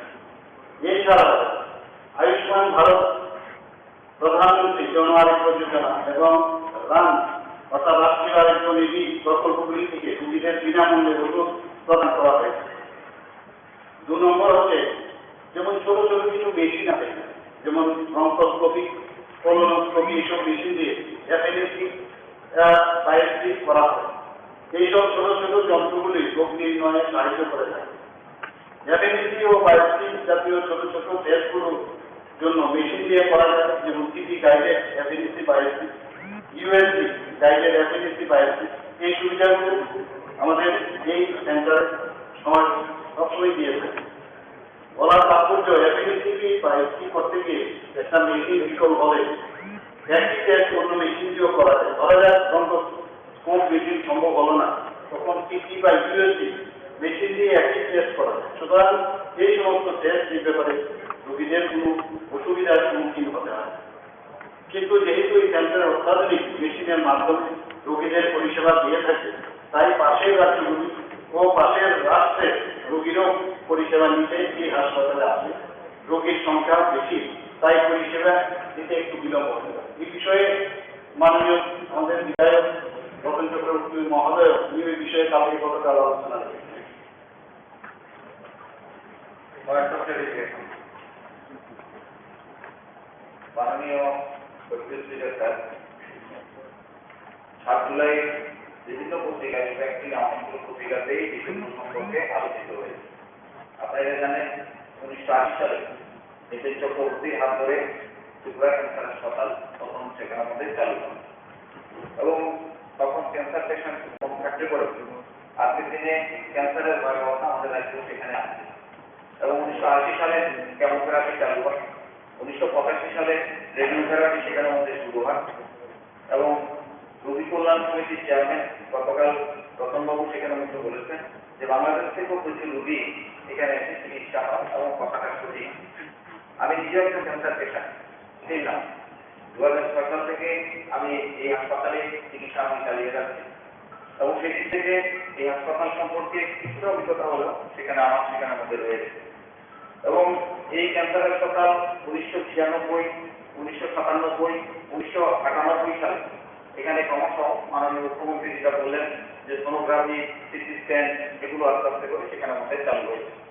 3 জন ডাক্তার তখন গৌতম মজুমদার, অরূপ বর্মন, পার্থপুত্র তাদেরকে এইমসে পাঠানো হয়েছে ক্যান্সার হাসপাতালে আরো বেশি সেখানে এক্সপার্ট তৈরি করার জন্য এবং তারা সেখানে যাওয়ার ফলে এটাই পুরো লাভ হয়েছে বেশি যে সেখানে এইমসের সঙ্গে তাদের একটা ভালো সম্পর্ক সেখানে মধ্যে তৈরি হয় এবং পরবর্তী সময় 2008 সালে এটা রিজনাল ক্যান্সার হাসপাতালে পরিণত হয় এবং সেই ক্ষেত্রে এইমসের একটা ভালো ভূমিকা সেখানে মধ্যে আছে। আমাদের মাননীয় মুখ্যমন্ত্রী যিনি ডাক্তার প্রফেসর এই বিষয়ে সবচেয়ে বেশি জানা সেখানে মধ্যে রয়েছে। পরবর্তী সময় তপন চক্রবর্তী যখন স্বাস্থ্যমন্ত্রী তখন এইমসের সাহায্য ডক্টর টি.কে. রয় যিনি আমারও ডাক্তার কিনা আমার চিকিৎসা তিনি করেছেন এবং বোম্বে টাটা ডিরেক্টর ম্যাডাম কাটায়ানি এবং এইমসের অন্যান্য চেয়ারম্যান যিনি ছিলেন উনি অপেকর ওনার উপস্থিতিতে সেখানে এই রিজনাল ক্যান্সার হাসপাতালে সেখানে আমাদের উদ্বোধন সেখানে হয়েছিল এবং তখনই 2014 সালে 120 কোটি টাকা এই ক্যান্সার হাসপাতাল মানুষ এটা কি বাজেট পাচ্ছেন না বাজেট করছেন না কিন্তু কি ক্যান্সার হাসপাতালে এই এগুলো আপনারা বলবেন বাবু আপনারা তো বলে দেবেন ক্যান্সার হাসপাতালে এটা মনে হবে যে কোনো মানুষ শুনবে এবং সাংবাদিকরা মনে হবে বাজেট পাচ্ছেন। আরে পাঁচশো করে নিচ্ছেন আপনি কি বলবেন? ঠিক আছে এখানে এখানে যে এখানে এনএলপি এই মেশিনগুলো সেখানে মধ্যে বসা এবং বিল্ডিং সেখানে মধ্যে করে 16টা মেশিন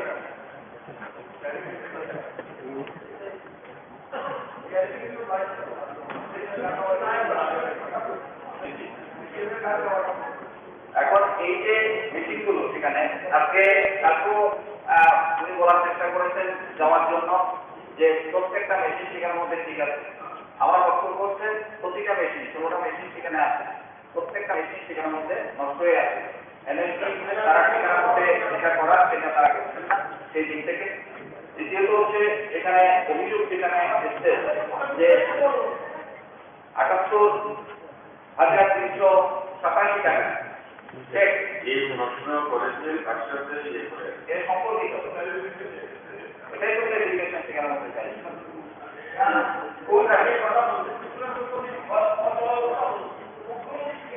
পরিষ্কার সকলেই শুনছি আমি তো আপনাদের বিচার তারপরে উনি বলেছেন বক্তব্য শুরু করছে। আমি তো বলছি প্রত্যেকটা মেশিন অচল অবস্থার মধ্যে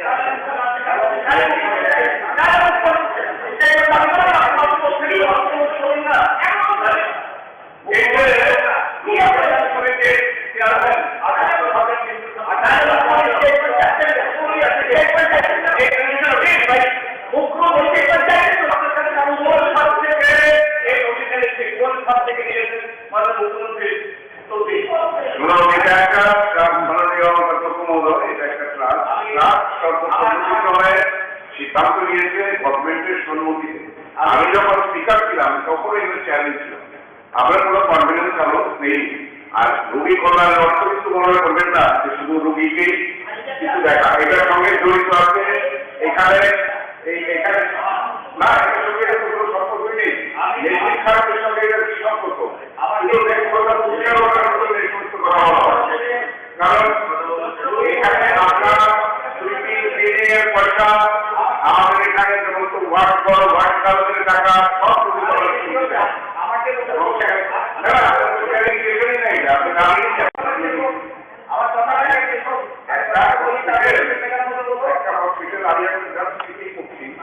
ডক্টর কমলাম করবার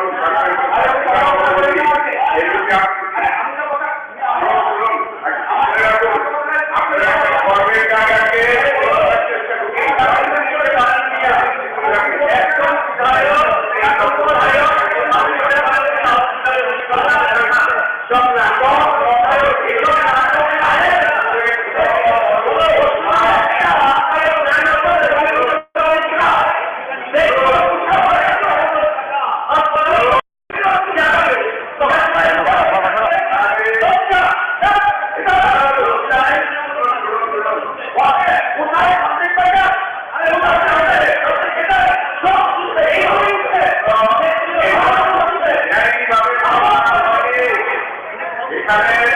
এখানে বেআইনিভাবে কোনো কাজ হয়নি এবং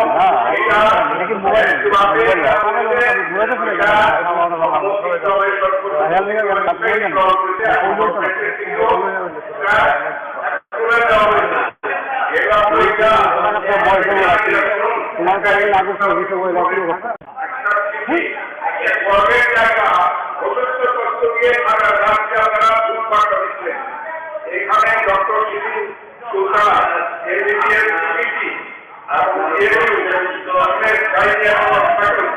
তিনি পিটিএসের আইসিএস ডক্টর রমজানের বদলকে যে এখানে এসে তিনি টাকা লাগে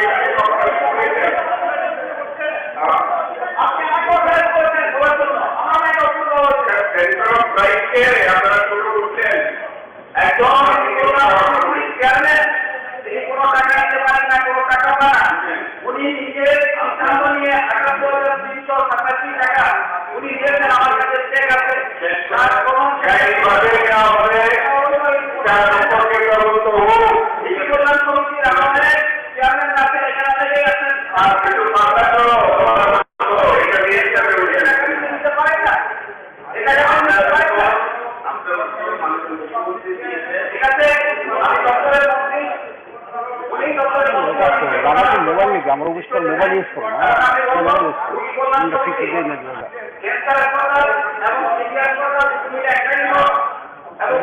আমার বুঝতে সুন্দর করে আমরা মোবাইল দেন, আমি ক্যামেরা দিতাম না করে দিয়েছি।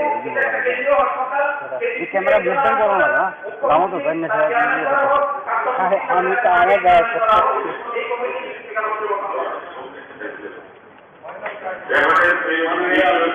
উত্থাপন করেছিলেন মাননীয় উপদেশ মন্ডল। এখানে এই বিষয়ে মাননীয় বিধায়ক অন্যরা দেখুন এই যে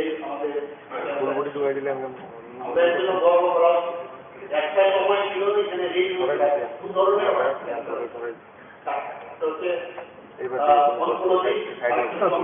আমরা সেদিন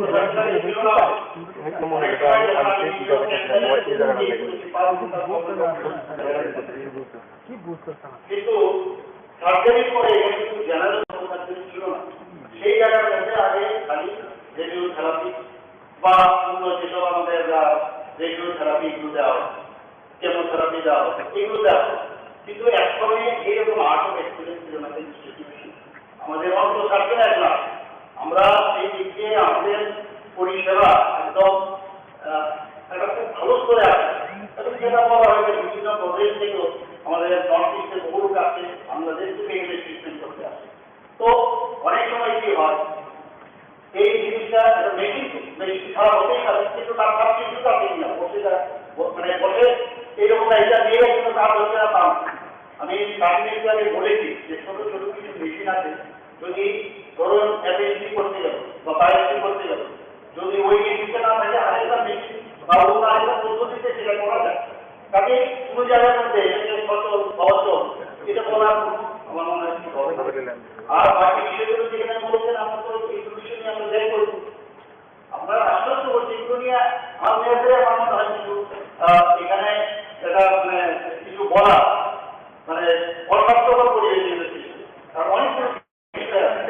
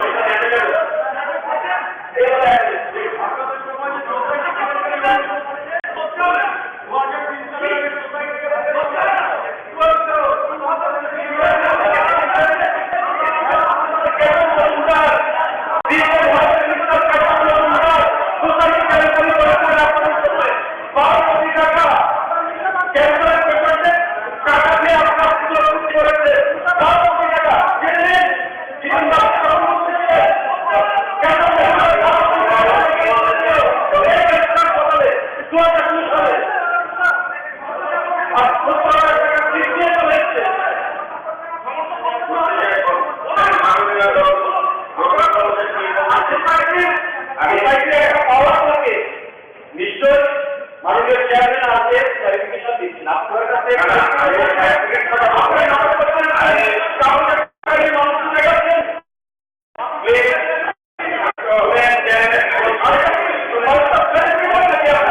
আপনি আমি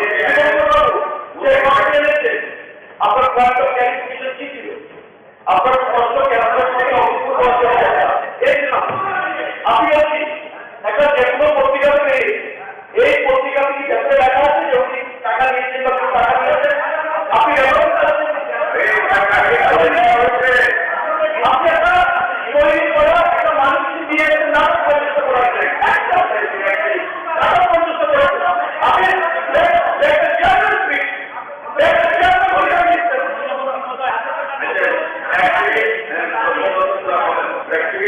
আমি যখন এখানে স্পিকার ছিলাম তখন কোনো পার্লামেন্ট এবারও অফিস আমাকে বলেছেন আর যে কোনো একটা গাড়ি একটা ড্রাইভারের নামে যেগুলোর নাম যদি আমার সোসাইটি অ্যাপ্রুভ করে এবং গভর্নমেন্ট এরা অ্যাপ্রুভেল দেয় তাহলে আপনারা দিতে পারেন যেহেতু আমি কোনো অফিসিয়ালি কিন্তু কোনো ব্যবহার করি আসলে সততা এবং তার কোনো দাম নেই এটা পিছনে কোন চক্র কাজ করছে আমি জানি যারা সেখানে বিভিন্ন পদে দেখেছে এখন নেই তারাই চক্রান্ত করে ওদেরকে দিয়ে এই সমস্ত কথাবার্তা বলা আছে একটা বাংলাদেশের থেকে এসে এখানে আজকে যারা পড়াঘাত পেয়েছে আঘাত পেয়েছে একজন নেতা তাদের আজকে রুদ্রেক হাউস আজকে ইয়োগা গাড়ি সমস্ত সুযোগ সুবিধা দিচ্ছে তখন হচ্ছে কথা এটা কি অন্যায়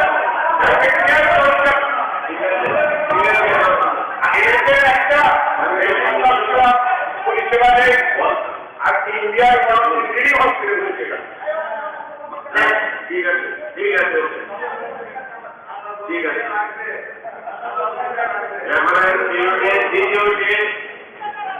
উত্থাপন করেছিলেন মাননীয় চতুর্থ মুখ্যমন্ত্রী এখন আমি শিক্ষা দপ্তরের ভারপ্রাপ্ত মাননীয় মুখ্যমন্ত্রীকে অনুরোধ করছি নিম্নোক্ত বিষয়বস্তুটির উপর ওনার বিবৃতি দেওয়ার জন্য বিষয়বস্তুটি হল ত্রিপুরার সরকারি বিদ্যালয়গুলোতে ভাষাভাষী ছাত্রছাত্রীদের সুবিধার্থে ভাষায় পাঠ্যক্রম চালু করার প্রয়োজনীয়তা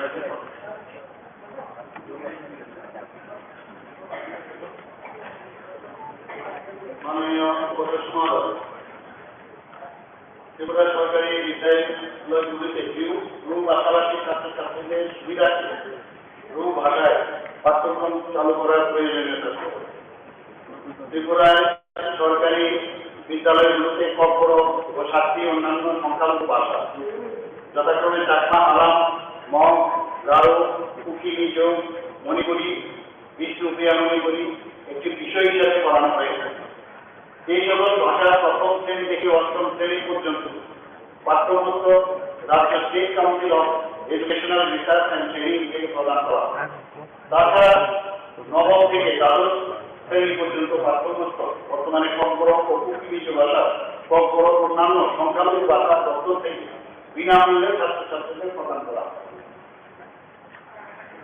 কব্বর ভাষা অন্তর্গত 9টি জনজাতি গোষ্ঠী রয়েছে যারা কব্বর ভাষায় 9টি ভিন্ন ডাইরেক্ট বা উপভাষার অন্তর্গত এরা যথাক্রমে দেববর্মা রিয়াং জমাতিয়া ত্রিপুরী রুপিনী মুরাশি কুচই নোয়াদিয়া এবং কবই এই বিষয়ে উল্লেখিত যে কব্বর অন্যান্য সংখ্যালঘু ভাষা দপ্তরের অধীনে একটি কব্বর ডাইরেক্টর বা উপভাষায় ক্রেতারা প্রকাশ করা হয়েছে সেখানে কব্বর ভাষার অন্তর্গত প্রতিটি গোষ্ঠী ডাইরেক্ট পার্থক্য পৃথক শব্দ ধরে ধরে লিপিবদ্ধ করা হয়েছে উপরে উল্লিখিত প্রতিটি জনজাতি গোষ্ঠীর ভাষা যেহেতু কব্বর ভাষায় উপভাষা হিসেবে পরিগণিত তাই ভাষাকে আলাদা ভাষা হিসেবে ত্রিপুরা সরকারি বিষয়গুলোতে এখন পর্যন্ত চালু করার পরিকল্পনা করা হয় প্রসঙ্গত এখানে উল্লেখিত যে ভাষা পৃথক স্বীকৃতি স্থাপিত দাবিগুলি বলে শিক্ষা দপ্তরের অধীনে ভাষা পৃথক স্বীকৃতি প্রদান পৃথক ভাষা হিসাবে সরকারি বিদ্যালয়ে চালু করার যুক্তিগত বিচার বিবেচনা করে দেখার জন্য শিক্ষা দপ্তর থেকে একটি কমিটি গঠন করা হয়েছে কিন্তু সেই কমিটি উক্ত বিষয়ে কোনো লিখিত রিপোর্ট প্রদান করেননি এবং এই বিষয়ে কোনো সিদ্ধান্ত নেওয়া মাননীয় উপদেষ্টা মহোদয় আমরা শুধু এই যারা আমাদের আপনারা আমরা সবাই জানি যে আমাদের জাতি জনজাতি গোষ্ঠী আছে, সাবট্রাইব তো আছে। আমরা সমস্ত ট্রাইব সাবট্রাইব সবাই আমরা চাই তাদের নিজস্ব যে ভাষা আমরা এখানে ত্রিপুরাতে হোক, সেই প্রচেষ্টা আমাদের সরকারের তরফ থেকে সবসময় আমরা সবসময় চেষ্টা করি। Point of clarity, sir. Tripura is the 19th district. So, যেন আমরা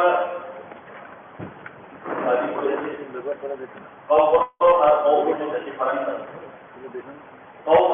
language that is only spoken by particular আমরা cities of আমরাই রিয়াং ভাষা বলে যারা কৌগ্রুপ বলে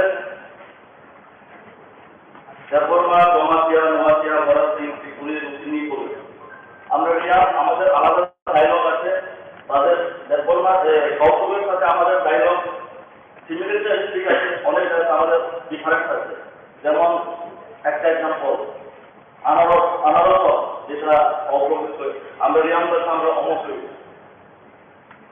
যেমন দাদা এটা আমরা আদা বলি তারা দাদা বলি তো এরকম অনেক ডিফারেন্স আছে যে আমরা যে জোর করে যে কৌগ্রুপ বলতে হবে আমরা সবাই কৌগ্রুপ বলে আর ওই আবার এগেন্স্ট কৌগ্রুপ কিন্তু সেকেন্ড লার্জেস্ট ট্রাইব হিসাবে আমরাও চাই যে ছোট ছোট ট্রাইবগুলো যাতে রিকগনাইজ করে কেন আমাদের হবে তো তার জন্য আমরা এটাই চাই যে আমাদেরকেও যাতে রিকগনাইজ করা হয় সেকেন্ডে এখানে কিছু কিছু আছে যেমন হিন্দি উর্দু বাঙালি আসামি সিমিলারিটি তো আমাদের কৌগ্রুপের মধ্যে কিছু সিমিলারিটি আছে তো আমরা টাউন এসে থাকি আমরা থাকি বলে আমি কৌগ্রুপ বিধানসভাতে যে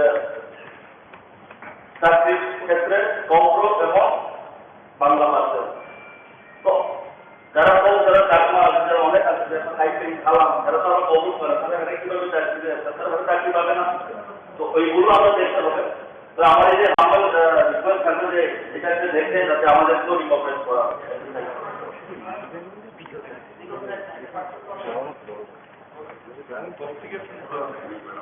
মাননীয় উপদেষ্টা মহোদয়, এখানে আমার কাছে একটা এখানে under secretary government of Tripura 14 দিন বাইকে যেটা বললাম কমিটি গঠন করা আমরা জনজাতিদের কৃষ্টি সংস্কৃতি ভাষা সেটা যেন বজায় থাকে আমরা আমাদের সরকার সবসময় সেটা চেষ্টা করছে সবাই জানে এবং নিশ্চয়ই উনি যে বিষয়টা এখানে রেখেছেন ওই কমিটির রিপোর্ট আসুক আমরা 22-এ সেই কমিটি বানিয়েছি তাদের রিপোর্ট আমি প্রয়োজনে ওনাদেরকে ডাকবো আবার কি অবস্থায় ঠিক দেখাতে আসবে তারপর আপনার জানতে হয় নিশ্চয়ই বিষয়টা হবে মাননীয় deputy speaker point of clarification মাননীয় সদস্য প্রমোদ রিয়াং মহোদয় কিছু কিছু ওয়ার্ডের যে ডিফারেন্সগুলো বলতে চেষ্টা করে যদিও ইজ নট ভাষা কি আমি ভাষা কি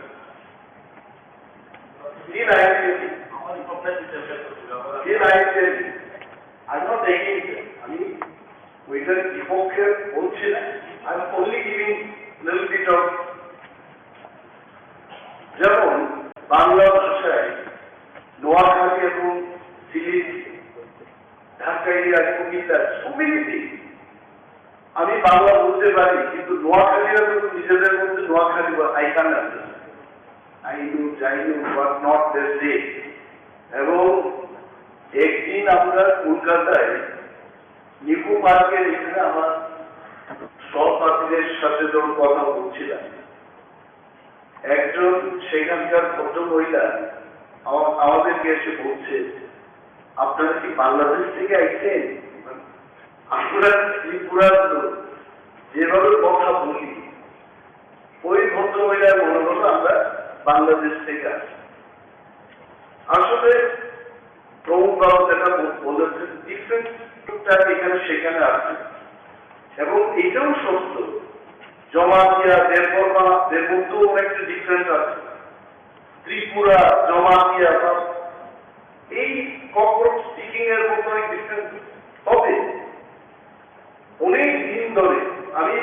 পারি একজন রিয়াল থেকে যদি কেউ দেবপর্বা এলাকায় গিয়ে কথা বলে there is no problem আমাদের মধ্যে কাইটা পরিবারে কেহা বলে এবং এই যে ডিফারেন্সটা ত্রিপুরা সঞ্জয় বাড়ি ত্রিপুরা আছে মাননীয় পরিষদীয় নেতা সিপিএম দলের পক্ষ থেকে জিতেন্দ্র চৌধুরী মহোদয় আছেন উনি বলতে পারেন আমাদের জায়গায় তোলা বলি অনেকে তালা বলি তো এই ডিফারেন্সটা লিটারেচার করতে গেলে প্রতিটি ডাইলেক্টকে প্রতিটি মানে নোয়াখালীদের আলাদা করে দিতে হবে ঢাকাইয়া কুমিল্লা তাহলে আজকে বাংলা ভাষা এই জায়গায় আসতে তো মাই পয়েন্ট ইজ আমি এটা চিন্তা করছি সরকার যদি পারে যে ত্রিপুরাতে আলাদা করে সমস্ত জায়গায় যেখানে যেখানে আপনি পড়াতে পারবে জমা দেওয়া যায় আই হ্যাভ নো প্রবলেম এইটা করতে গেলে কারণ তো ইনফ্রাস্ট্রাকচার দরকার আর একটা ভাষা বঙ্গল 1979 থেকে লড়াই করতে করতে আদৌ লড়াই 67 থেকে এটার দাবি উঠেছে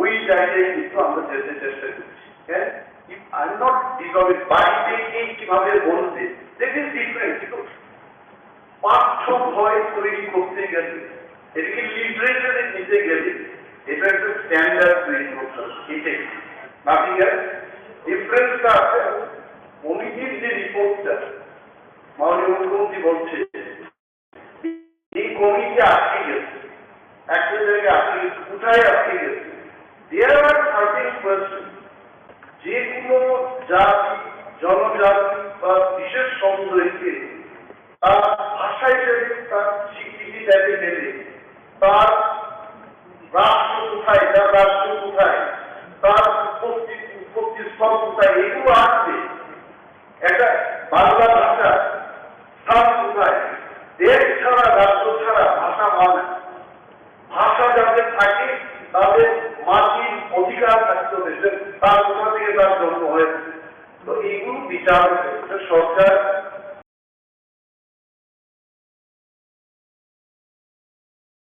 বিবেচনায় এই বিষয়ে যাওয়া উচিত সরকার ভুল করে একটা পদক্ষেপ না নিলেই ভালো thank you point of class that means আমরা অগ্রকে বলতে গেল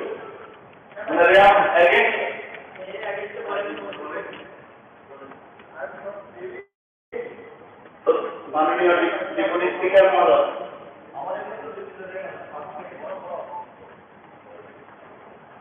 যে বিষয়টা এখানে উঠে আসছে এবং বিভিন্নভাবে নোয়াখালী তারপর আপনার আমরা বাঙালিদের প্রতিবেশী ইত্যাদি মানে এই তো ভাষা আমরা বলি কিন্তু এখানে কাউকে নিয়ে যখন ওনারা দাবি করে ভূমিটিও হয়েছে এবং মাননীয় আমাদের অপোজিশন লিডার যেটা বলছেন যেটা আটকিয়ে গেছে বাইশে বললাম এটা এই হচ্ছে আপনারা কেন দেখবো যাতে না আসছে কাউকে যখন ওনারা চাইছে আমাদের এখানে তো মণিপুরিও আছে আমাদের এখানে চাকমাও আছে তাহলে কাউকে সমস্যা কি সবাই আমরা তো ভাবছি যে বাংলা আপনারা বাংলা বাংলা বলি না তো পর জায়গায় দিয়ে এরকম দিয়ে দিন একটা দিকে তাহলে যদি আপনার সবাই মেনে নিই কি হবে যে এরকম তো এটা ভাষাটা সৃষ্টি করে তারা পর জায়গায় বসে নিচে একটা র্যাপ দিয়ে দিলেই হয় মণিপুরিরা করছে বাঙালি সেটাতে যার যার দাবি আসবে সেইভাবে তাদের দাবির সাথে চুক্তিগত আছে সেইভাবে আমরা চাই যে মানে ওইভাবে আমরা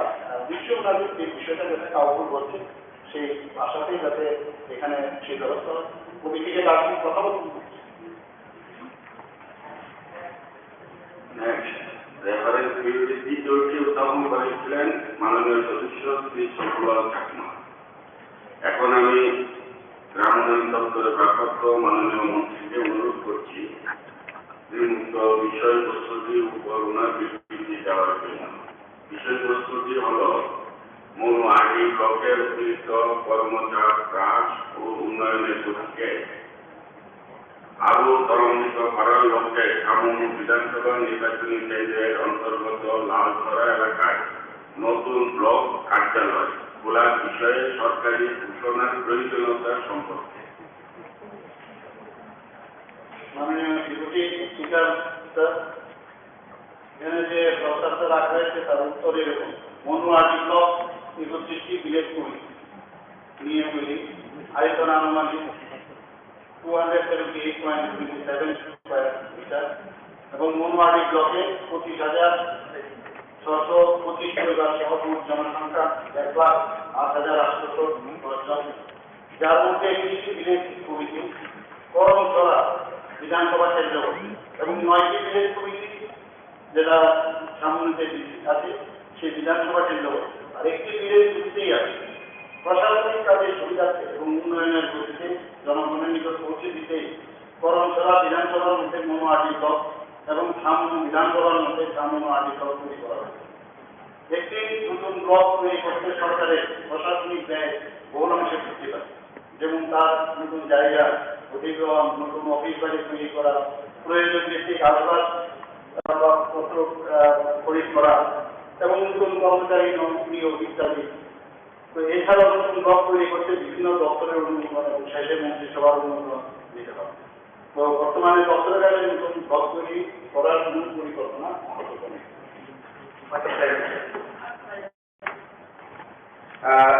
রাজ্যের মধ্যে জয়পুর ব্লক, গঙ্গানগর ব্লক, বৈশাখের ব্লক, শিলাচুরি ব্লক, যেগুলো 7টা আসলে পঞ্চায়েতগুলো নিয়ে গঠিত।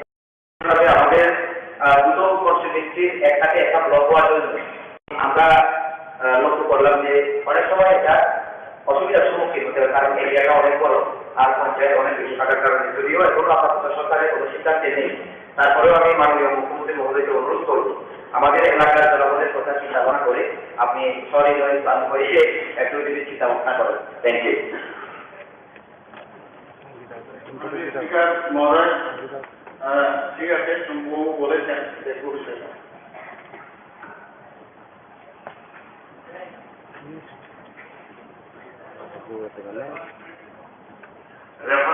চতুর্থ পর্যায়ের মাননীয় শ্রীমতী মীরারানী সরকার মহোদয়া, এখন আমি স্বাস্থ্য পরিবার কল্যাণ দপ্তরের ভারপ্রাপ্ত মাননীয় মুখ্যমন্ত্রী মহোদয়কে অনুরোধ করছি বিষয়বস্তুর বিবৃতি দেওয়ার জন্য।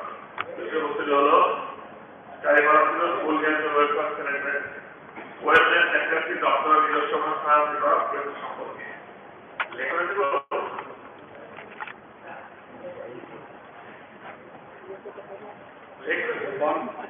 মাননীয় সদস্য, আপনি ওনার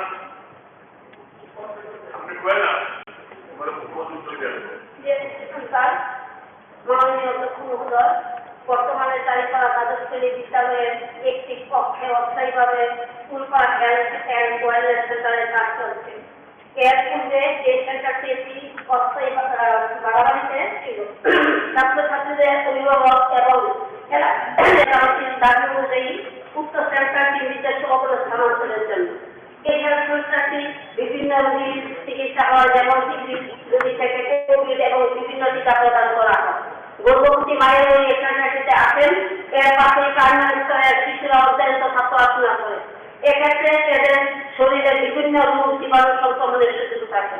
তাই প্রতি সপ্তাহ হেলথ অ্যান্ড ওয়েলনেস সেন্টারটি দপ্তরের নিজস্ব স্থানান্তর করার প্রয়োজন। স্যার, 18 নির্বাচনের পর যখন আমাদের সরকার গঠিত হয় তখন আমার বড় ভাই প্রয়াত এমএলএ দিলীপ সরকার এই ব্যাপারে একটা জায়গা নির্ধারণ করেছিলেন, কিন্তু উনার অকারণে সরকারিভাবে সেটা অধিগ্রহণ হয়নি। তাই এলাকাবাসীর পক্ষ থেকে মাননীয় মুখ্যমন্ত্রী মহোদয়ের কাছে আমার আবেদন থাকবে, প্রয়াত এমএলএ দিলীপ সরকারের অসম্পূর্ণ কাজ যাতে সম্পন্ন করা হয়, তাতে আমাদের এলাকাবাসী খুবই উপকৃত হবেন। নমস্কার। মাননীয় স্পিকার মহোদয়, ফাইন্যান্স মিনিস্টার আমাদের মাননীয় বিধায়ক শ্রীমতী মীরারানী সরকার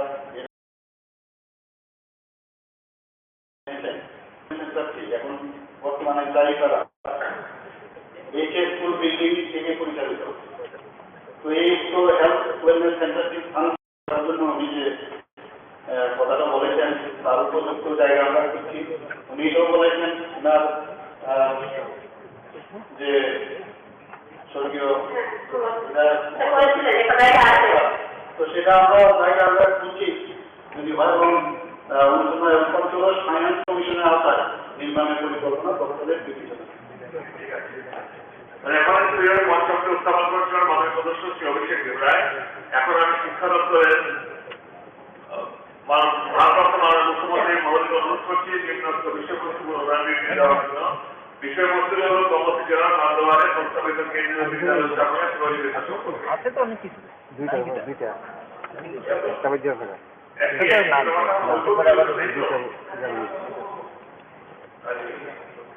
মাননীয় স্পিকার মহোদয়, এখানে যে রেফারেন্স পিরিয়ডে যে মাননীয় বিধায়ক অভিষেক দেবরায় বিষয়ে কেন্দ্রীয় শিক্ষা মন্ত্রকের উদ্যোগে দেশের বিভিন্ন রাজ্যে central board of secondary education দ্বারা অনুমোদিত কেন্দ্রীয় বিদ্যালয় স্থাপন করা হয়। দেশব্যাপী একটি অভিন্ন পাঠ্যক্রম অনুসরণকারী এই বিদ্যালয়সমূহ স্থাপনের মুখ্য উদ্দেশ্য হচ্ছে যারা কেন্দ্রীয় সরকারের যখন ট্রান্সফার তাদের তারা যাতে গিয়ে তাদের পড়াশোনার ব্যাঘাত না ঘটে এর জন্যই এই কারণে কিন্তু এই সেন্ট্রাল বোর্ড অফ সেকেন্ডারি স্কুলগুলো স্থাপন করা হয়। এখানে কেন্দ্রীয় বিদ্যালয় সংগঠনের নিয়ম অনুযায়ী ভারতবর্ষের প্রতিটি জেলায় প্রতিটি কেন্দ্রীয় বিদ্যালয় স্থাপন করা হবে বলে সিদ্ধান্ত নেওয়া হয়। এখন পর্যন্ত এই রাজ্যে প্রায় 9টি আমাদের সেন্ট্রাল স্কুল আছে এবং তার মধ্যে যেটা মাননীয় বিধায়ক বলেছেন যে বনদুয়ারে কেন্দ্রীয় বিদ্যালয় স্থাপন। তো সেই বিষয়ে আমাদের কেন্দ্রীয় বিদ্যালয় সংগঠনের চাহিদা অনুযায়ী প্রায় উদয়পুরের বনদুয়ারে 10 একর জমি হস্তান্তর করা হয় এবং সেই জমিতে 25 লক্ষ টাকা ব্যয় করে অস্থায়ীভাবে ছাত্রছাত্রীদের একটা শ্রেণীকক্ষ, শৌচাগার, বিদ্যুৎ সংযোগ, পানীয় জল এবং শিক্ষার্থী ও শিক্ষক শিক্ষিকাদের আবাসনের ব্যবস্থা করা হয়। তো এই রিপোর্ট আমরা কেন্দ্রীয় বিদ্যালয় সংগঠন যে নীতিগত ওনারা সমর্থন করেছেন। তবে প্রকল্পটি নীতিগতভাবে সমর্থন হলেও বিদ্যালয় শুরু করার ব্যাপারে চূড়ান্ত অনুমোদন পাওয়া যায়নি। অনুমোদন পাওয়ার পরে সে যথাযথ ব্যবস্থা করে। মাননীয় মুখ্যমন্ত্রী অ্যাকচুয়ালি এটা যখন 25 লক্ষ টাকা ব্যয় করে যখন পরিকাঠামো গড়ে তোলা হয়েছে যার ফলে করোনার পূর্বে, তো এখন মানুষের একটা ধারণা যে কোনো না কোনো কাজে হয়তো তখন একটা টেনশন হয়ে গিয়েছিল বা কাজ শুরু হচ্ছে না, পড়াশোনা শুরু হচ্ছে না। তো আমি অনুরোধ জানাবো মাননীয় মুখ্যমন্ত্রীকে যে এই বিষয়টা যেহেতু অনেক দিনের কাজ নিয়ে আমাদের মধ্যে জানাতে যে একটা কেন্দ্রীয় বিদ্যালয়ে একটা প্রস্তুতি শুরু হয়েছে যদি তাড়াতাড়ি বা স্টেপ নেওয়া যায় বা কথা বলে যদি আগামী বিষয়টা চালু করার ব্যবস্থা করা হয় তাহলে আমাদের পুরো জেলার ছাত্রছাত্রীদের উপকার হবে এবং আমাদের মুখ্যমন্ত্রী জেলার বিভিন্ন দাবিটাও পূরণ হবে। তো আমি এই বিষয়ে বলার জন্য আমি মুখ্যমন্ত্রীকে ধন্যবাদ জ্ঞাপন করছি। মাননীয় অধ্যক্ষ মহোদয়, আমরা কেন্দ্রীয় বিদ্যালয় সংগঠনের কাছে একটা প্রস্তাব অলরেডি পাঠানো হয়েছে। আমি বিষয়টা আরো দেখবো যাতে তাড়াতাড়ি সেটা ত্বরান্বিত করা যায় এবং টাকা মুক্তভাবে যেন স্কুলটা সেন্ট্রাল মাননীয় মুখ্যমন্ত্রী মহোদয়, যেহেতু আমার হাত বা মাথা, তবু আপনি জানেন যে এই বিষয়ে উত্তর ত্রিপুরাতেও একটা কেন্দ্রীয় বিদ্যালয়ের জন্য যথেষ্ট চেষ্টা করছে। এটার প্রতি আপনি শহরের দৃষ্টি রাখেন। দুইটা একসাথে না, দুইটাই একসাথে, দুইটাই একসাথে ওদের মতো রেফারেন্স পিরিয়ড সংসদকে উত্থাপন করেছিলেন মাননীয় সদস্য রঞ্জিত দেববর্মা মহোদয়। এখন আমি স্বরাষ্ট্র দপ্তরের ভারপ্রাপ্ত মাননীয় মুখ্যমন্ত্রী মহোদয় অনুরোধ করছি নিম্নোক্ত বিষয়বস্তু বিবৃতি দেওয়ার জন্য। বিষয়বস্তুটি হল গত 9 জুলাই 2023 দৈনিক বাংলা প্রবাদী প্রতিবাদী কলম পত্রিকা প্রকাশিত দেশের মাতৃত্ব ত্রিপুরার শেষ পরিণত শীর্ষ সংবাদ সম্পর্কে। মাননীয় অধ্যক্ষ মহোদয়, এখানে আমাদের মাননীয় বিধায়ক রঞ্জিত দেববর্মা মহোদয় যে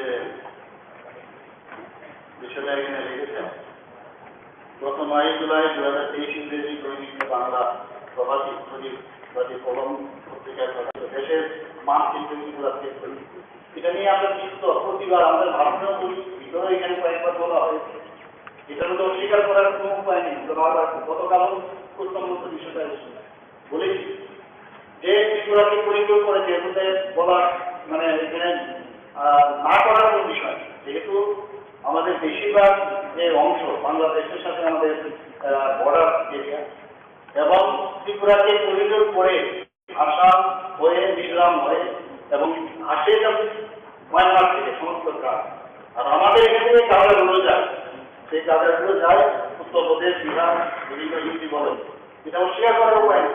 কিন্তু আমাদের তরফ থেকে আমরা চেষ্টা করছি এগুলো কিভাবে নেশামুক্তি কিন্তু আমরা বারবার বলছি, সেই বিষয়ে আমরা কাজ করছি।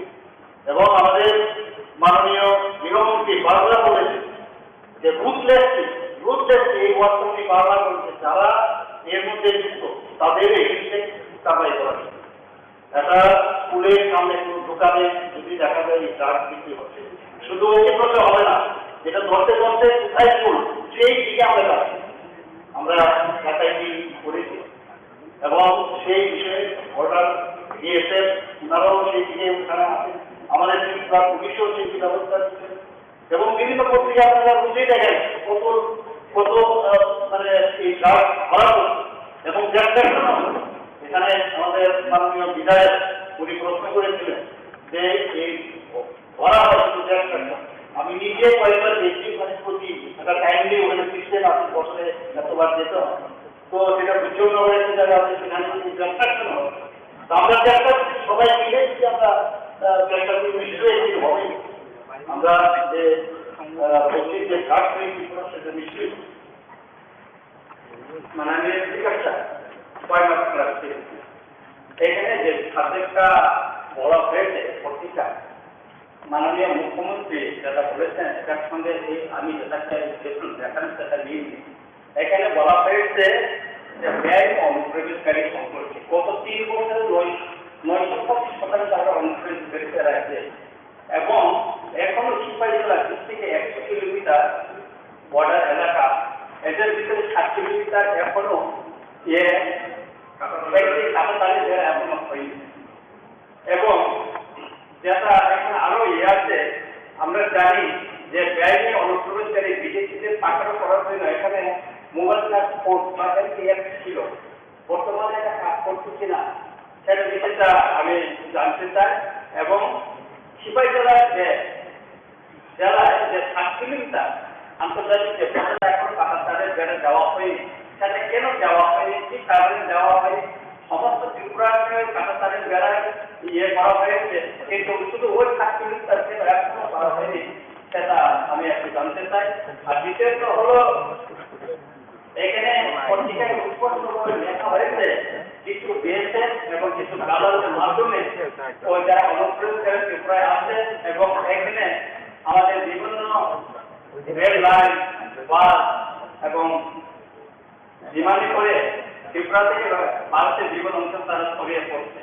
তো সুতরাং এই বিষয়টা আমাদের গুরুত্ব সহকারে মানে দেখার দরকার এবং আমি বলবো যে এই হারে যদি 900 এখানে উৎপত্ত দেখা আছে 925% হারে অনুপ্রবেশ বেড়েছে, হ্যাঁ 925% গত 3 বছর 925% হারে এখানে অনুপ্রবেশ করেছে বলেছে।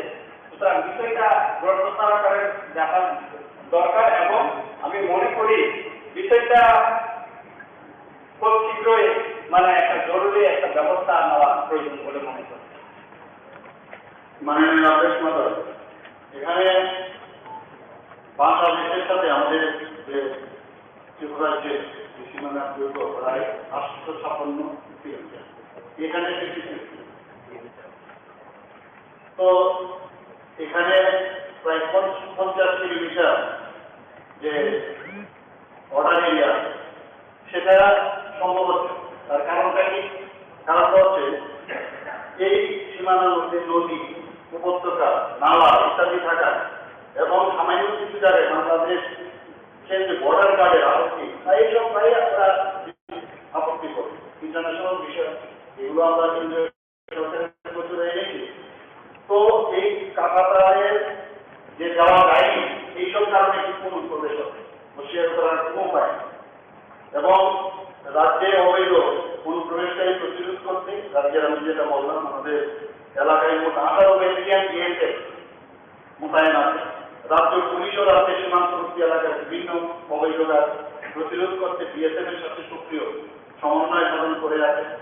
রাজ্য পুলিশ বিএসএফ এর সাথে রাজ্যের সীমান্তবর্তী এলাকায় যৌথ পেট্রোলিং, তথ্য আদান প্রদান এবং যৌথভাবে কর্তব্য পালনের মাধ্যমে অবৈধ বাংলাদেশি অনুপ্রবেশ রুখে কাজ করে।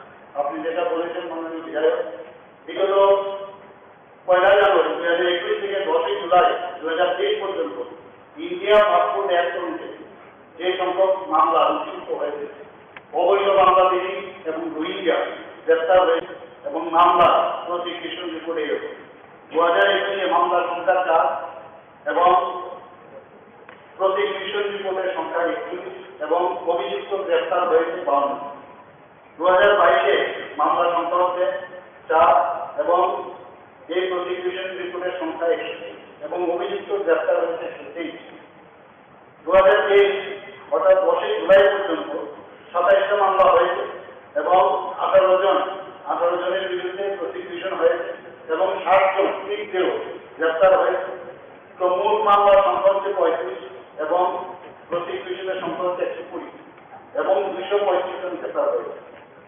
তো সেইভাবে আমাদের we are very much careful about that and we are in that direction. Sir, আমার আরেকটা পয়েন্ট অফ ক্লারিফিকেশন, আমি যেটা বলেছিলাম যে মোবাইল ট্রান্সপোর্ট যাদেরকে করার আগে ছিল এটা মোবাইল ট্রান্সপোর্ট এবং ওই যারা বর্ডার এলাকাতে কোন চেকপোস্ট ওইটা ব্যাগ চেক করার জন্য তাদের আইডেন্টিফাই করার জন্য চেকপোস্ট করা হবে কিনা।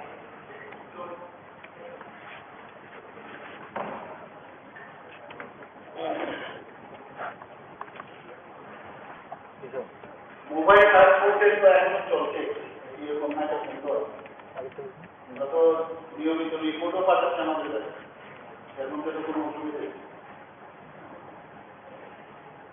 তো বাকি যে কাজগুলো আমি যেটা বললাম যে বর্ডারের যেসব জায়গায় সমস্যা হচ্ছে এর মধ্যে NBCC has taken up border fencing work for this balance track about 6.60 কাজ করছে।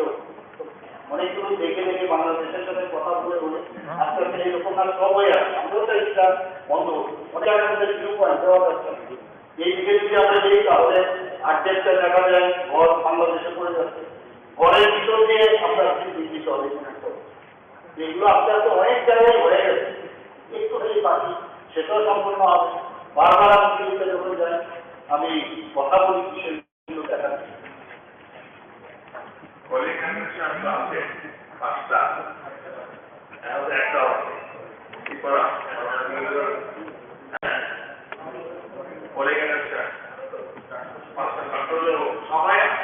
সবাই রাজ্য গ্রাম যায়, সবাই রাজ্য করবে লেও তো না, সবাই রাজ্য কিনা চাকদার আছে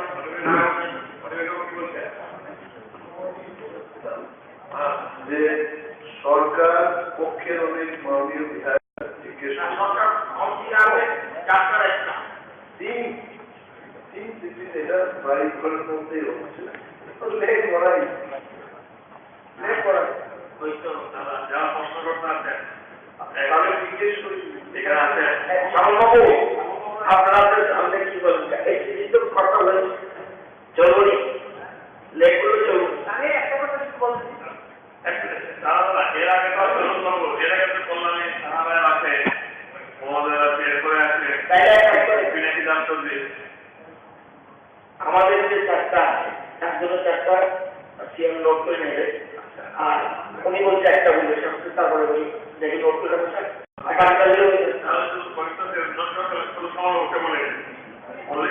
আপনার তো আপনি কি বলবেন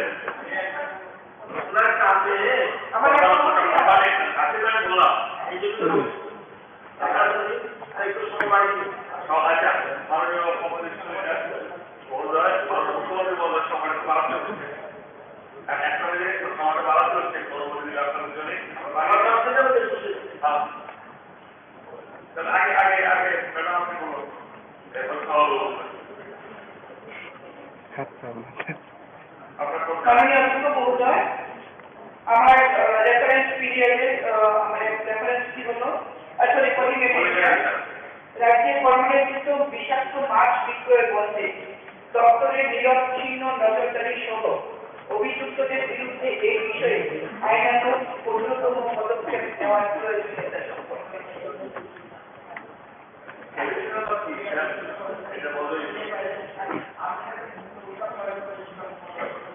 বিষয়টা হচ্ছে যে ফরমালি আমরা প্রত্যেকে আমরা জানি যে আমাদের রাজ্যে মাছের যে চাহিদা সরকারি তথ্য অনুযায়ী মাছের চাহিদা 1,11,770 মেট্রিক টন।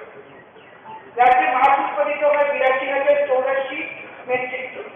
মাছের এই ঘাটতি পূরণ করার জন্য আমরা বহির্রাজ্য থেকে এবং বাংলাদেশ থেকে আমরা অন্ধ্রপ্রদেশ, পশ্চিমবঙ্গ, কেরালা এবং বাংলাদেশ থেকেও আমরা মাছ সরকারিভাবে আমদানি করা হয়। কিন্তু দেখা যাচ্ছে এই মাছগুলি যেহেতু মাছ অত্যন্ত সহজে পচনশীল, এটার মাছকে ফরমালিন দিয়ে সংরক্ষিত করা হয়। অনেক সময় অ্যামোনিয়াযুক্ত জলে বরফ করে সেই বরফ দিয়ে প্রিজার্ভ করে মাছগুলিকে আনা হয়। এবং আমরা জানি আমাদের মাননীয় মুখ্যমন্ত্রী তিনি নিজেও একজন ডাক্তার, আমিও একজন সায়েন্সের স্টুডেন্ট ছিলাম, যে ফরমালিন হলো ফরমালডিহাইড থেকে তৈরি একটা রাসায়নিক উপাদান। এটা কালারলেস এবং এটা সাধারণত আমরা দেখেছি যে মৃতদেহকে মর্চুয়ারিতে বা ল্যাবরেটরিতে সংরক্ষণ করার জন্য ফরমালিন ব্যবহার করা হয়। The International Agency for Research on Cancer এবং a part of World Health Organization has concluded that formaldehyde is carcinogenic to humans. এবং ন্যাশনাল ক্যান্সার ইনস্টিটিউটের মতে পরিবেশেও প্রাকৃতিক উপায়ে ফরমালডিহাইড তৈরি হয়, এটাতে এক্সপোজ হলে পরে ক্যান্সার হয়। বিশেষত আমাদের এই যে অসাধু ব্যবসায়ীরা যারা লাভের জন্য বাইরে থেকে অবস্থা চালিয়ে দেব সমন করেন তারা ব্যবস্থা করেন 5 কেজি মানব লাগলাম খরচা শ্রমিক খরচা কৃষক খরচা অন্নভূমি পড়াক 5 কেজি পাইছিল 10 কেজি পাইয়া ফিশারি আছে ট্রান্সপোর্ট ডিপার্টমেন্ট প্রত্যেকেই এবং এই রাজ্যের মানুষের স্বাস্থ্যের কথা চিন্তা করে আমাদের রাজ্যের মানুষের স্বাস্থ্যমন্ত্রী মুখ্যমন্ত্রী নিজেও ডাক্তার, তিনি জানেন ফরমালিন কতটা বিষাক্ত এবং জনগণও যাতে এটা অবহিত করা হয়, জনগণও যাতে দেখতে পায় যে এই দপ্তরটি নিয়মিত নজরদারি রাখছে।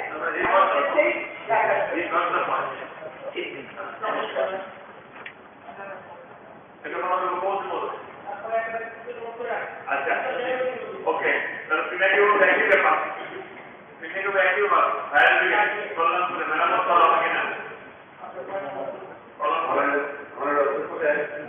আমাদের বিষয়টা কল্যাণপুর ফায়ার স্টেশন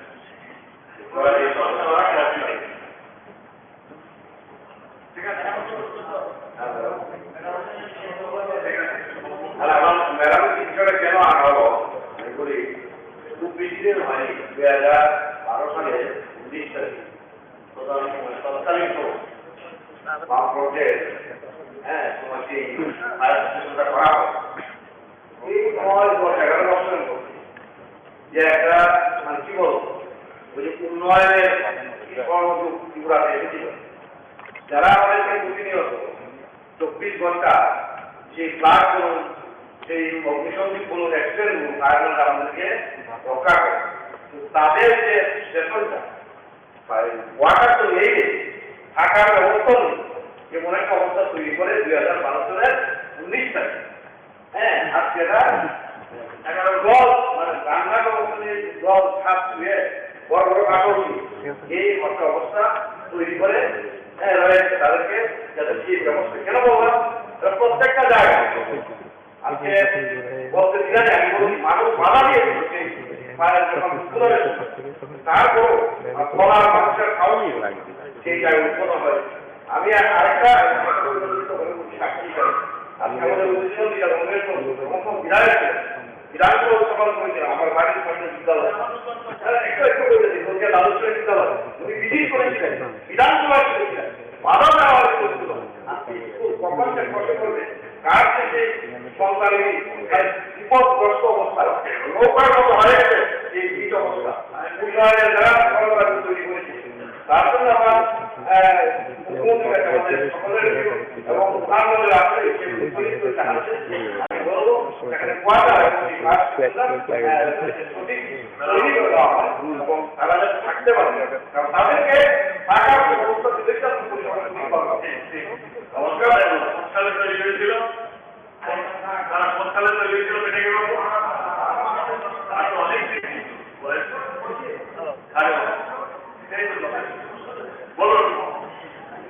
আমার নেক্সট কবি লিখেছেন সেটা রাজ্যের স্বার্থে প্রাকৃতিক দুর্যোগ তথা বিপর্যয় মোকাবেলার লক্ষ্যে ন্যাশনাল ডিজাস্টার রেসপন্স ফোর্সের একটি ব্যাটালিয়নকে ত্রিপুরা রাজ্যের স্থায়ীভাবে প্রেরণের জন্য ত্রিপুরা সরকারের তরফ থেকে কেন্দ্রীয় সরকারের দৃষ্টি আকর্ষণ করার জন্য নির্দেশ। মাননীয় অধ্যক্ষ মহোদয়, আমরা সকলেই জানি যে ত্রিপুরা রাজ্যের সৃষ্টির কোন সাইডে রয়েছে। আমরা প্রায়শই আমরা অনুভব করি যে ভূমিকম্প হচ্ছে। ন্যাশনাল ডিজাস্টার রেসপন্স ফোর্স ভারতের কেন্দ্রীয় সরকার কর্তৃক বিপর্যয় মোকাবেলার জন্য গঠিত একটি বিশেষ বাহিনী। এটি ভারতের সশস্ত্র বাহিনী এবং কেন্দ্রীয় আধা সামরিক বাহিনীর অফিসার এবং কর্মীদের দ্বারা পরিচালিত হয়।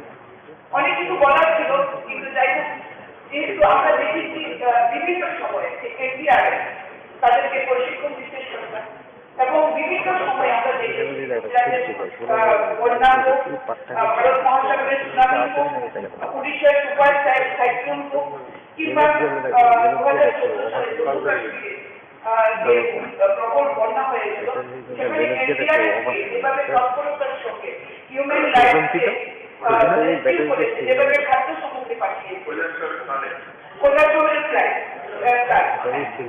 আমরা দেখেছি যে এনডিআর এমনভাবে প্রশিক্ষিত একটি উপরে থাকবে এই রাজ্যের এই দেশের সংস্কৃতিকে রক্ষা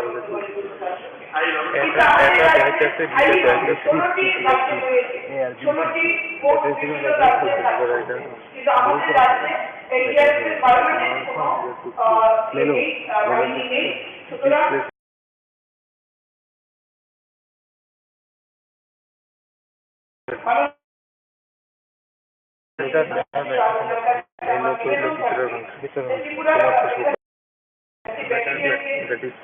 প্রেরণ করার জন্য কেন্দ্রীয় সরকারের কাছে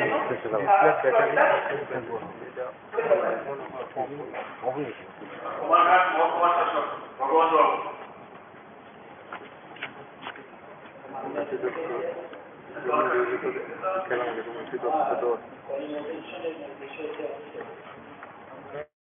কুমারঘাট মহকুমা শাসকের কার্যালয় ভবন নির্মাণ করার প্রয়োজনীয়তা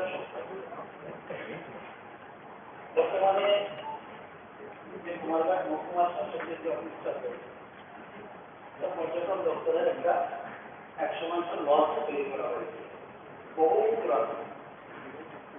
2012 সালে কুমারঘাট মহকুমা অফিস বা মহকুমা ঘোষণা হয় এবং ওই সময়ে পরিত্যক্ত অবস্থায় পড়ে থাকা সেই লসটি পর্যটন দপ্তরের সেই ঘন্টাতে অফিস তৈরি করা হয়।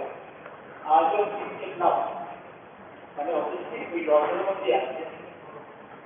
2011-12-তে কুমারঘাট শিক্ষকদের সংলগ্ন 6 একর জমি মহকুমার শাসক অফিসের জন্য তার অ্যালটমেন্ট করা হয়েছে।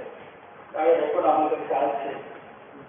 কিন্তু এই দীর্ঘ সময় অতিক্রান্ত হওয়ার পরেও রাজনীতি মহকুমার শাসক অফিস নির্মাণ করে। আমার বক্তব্য এটাই, গত 2018 সালে যখন ভয়ঙ্কর ফ্লাড হয়েছিল, সেই সময়ে ফ্লাডে প্রায় এই বিল্ডিংয়ে আর্থিক জল হয়ে গেছিল। প্রয়োজনীয় অনেক নথিপত্র সেদিন ধ্বংস হয়ে গেছিল। আজ সুতরাং ওইটা পাওয়ার মতো আর কোনো সুযোগ নেই। অতএব আমার মাননীয় মুখ্যমন্ত্রী তথা দপ্তরের মন্ত্রী ওনার কাছে আমার বিনম্রভাবে নিবেদন থাকবে যদি কুমারঘাট মহকুমা শাসকের অফিসটা দ্রুততার সঙ্গে নির্মাণ করা যায় তাহলে কুমারঘাটের মহকুমার প্রত্যেকটা মানুষ উপকৃত হবে এবং তার জন্য জমি অতিক্রমণ অলরেডি করা আছে। আমি এর পূর্বেও বহুবার চিঠি দিয়েছিলাম, কিন্তু আজকে আমি এই বিধানসভাতে আমি আবারও আমার সেই নিবেদন রাখছি অফিস করতে পেশ করার জন্য। এবার শ্যামলবাবু এবং ইসলামুদ্দিন সাহেব একসঙ্গে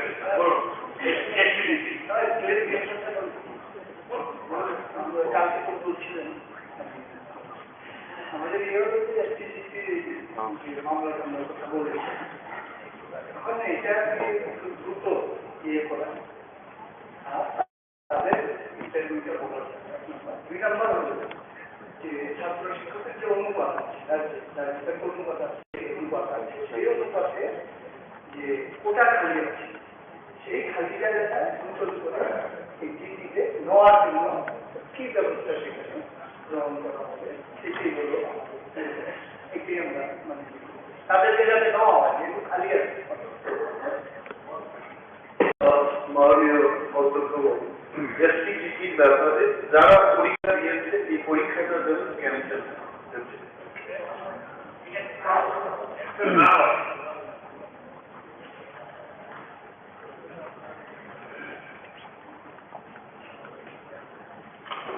Mananiya Dr. Mata, I have noted all the points raised by our respective honorable analysts on notices of calling attention. Namely, Srimati Kaulani Rai, MLA serial number 1, Sri Pinaki Das Chaudhary, MLA serial number 2, again Srimati Kaulani Rai, MLA serial number 3, Bhavan Chandra Das MLA, then Sri Shamal Chakraborty and Islamuddin MLA, serial number 5 and 6. Therefore, as per decision, I hereby give all the calling attention. এই সভা বেলা 2:40 পর্যন্ত বলতে হইল। বেলা 2:40 জন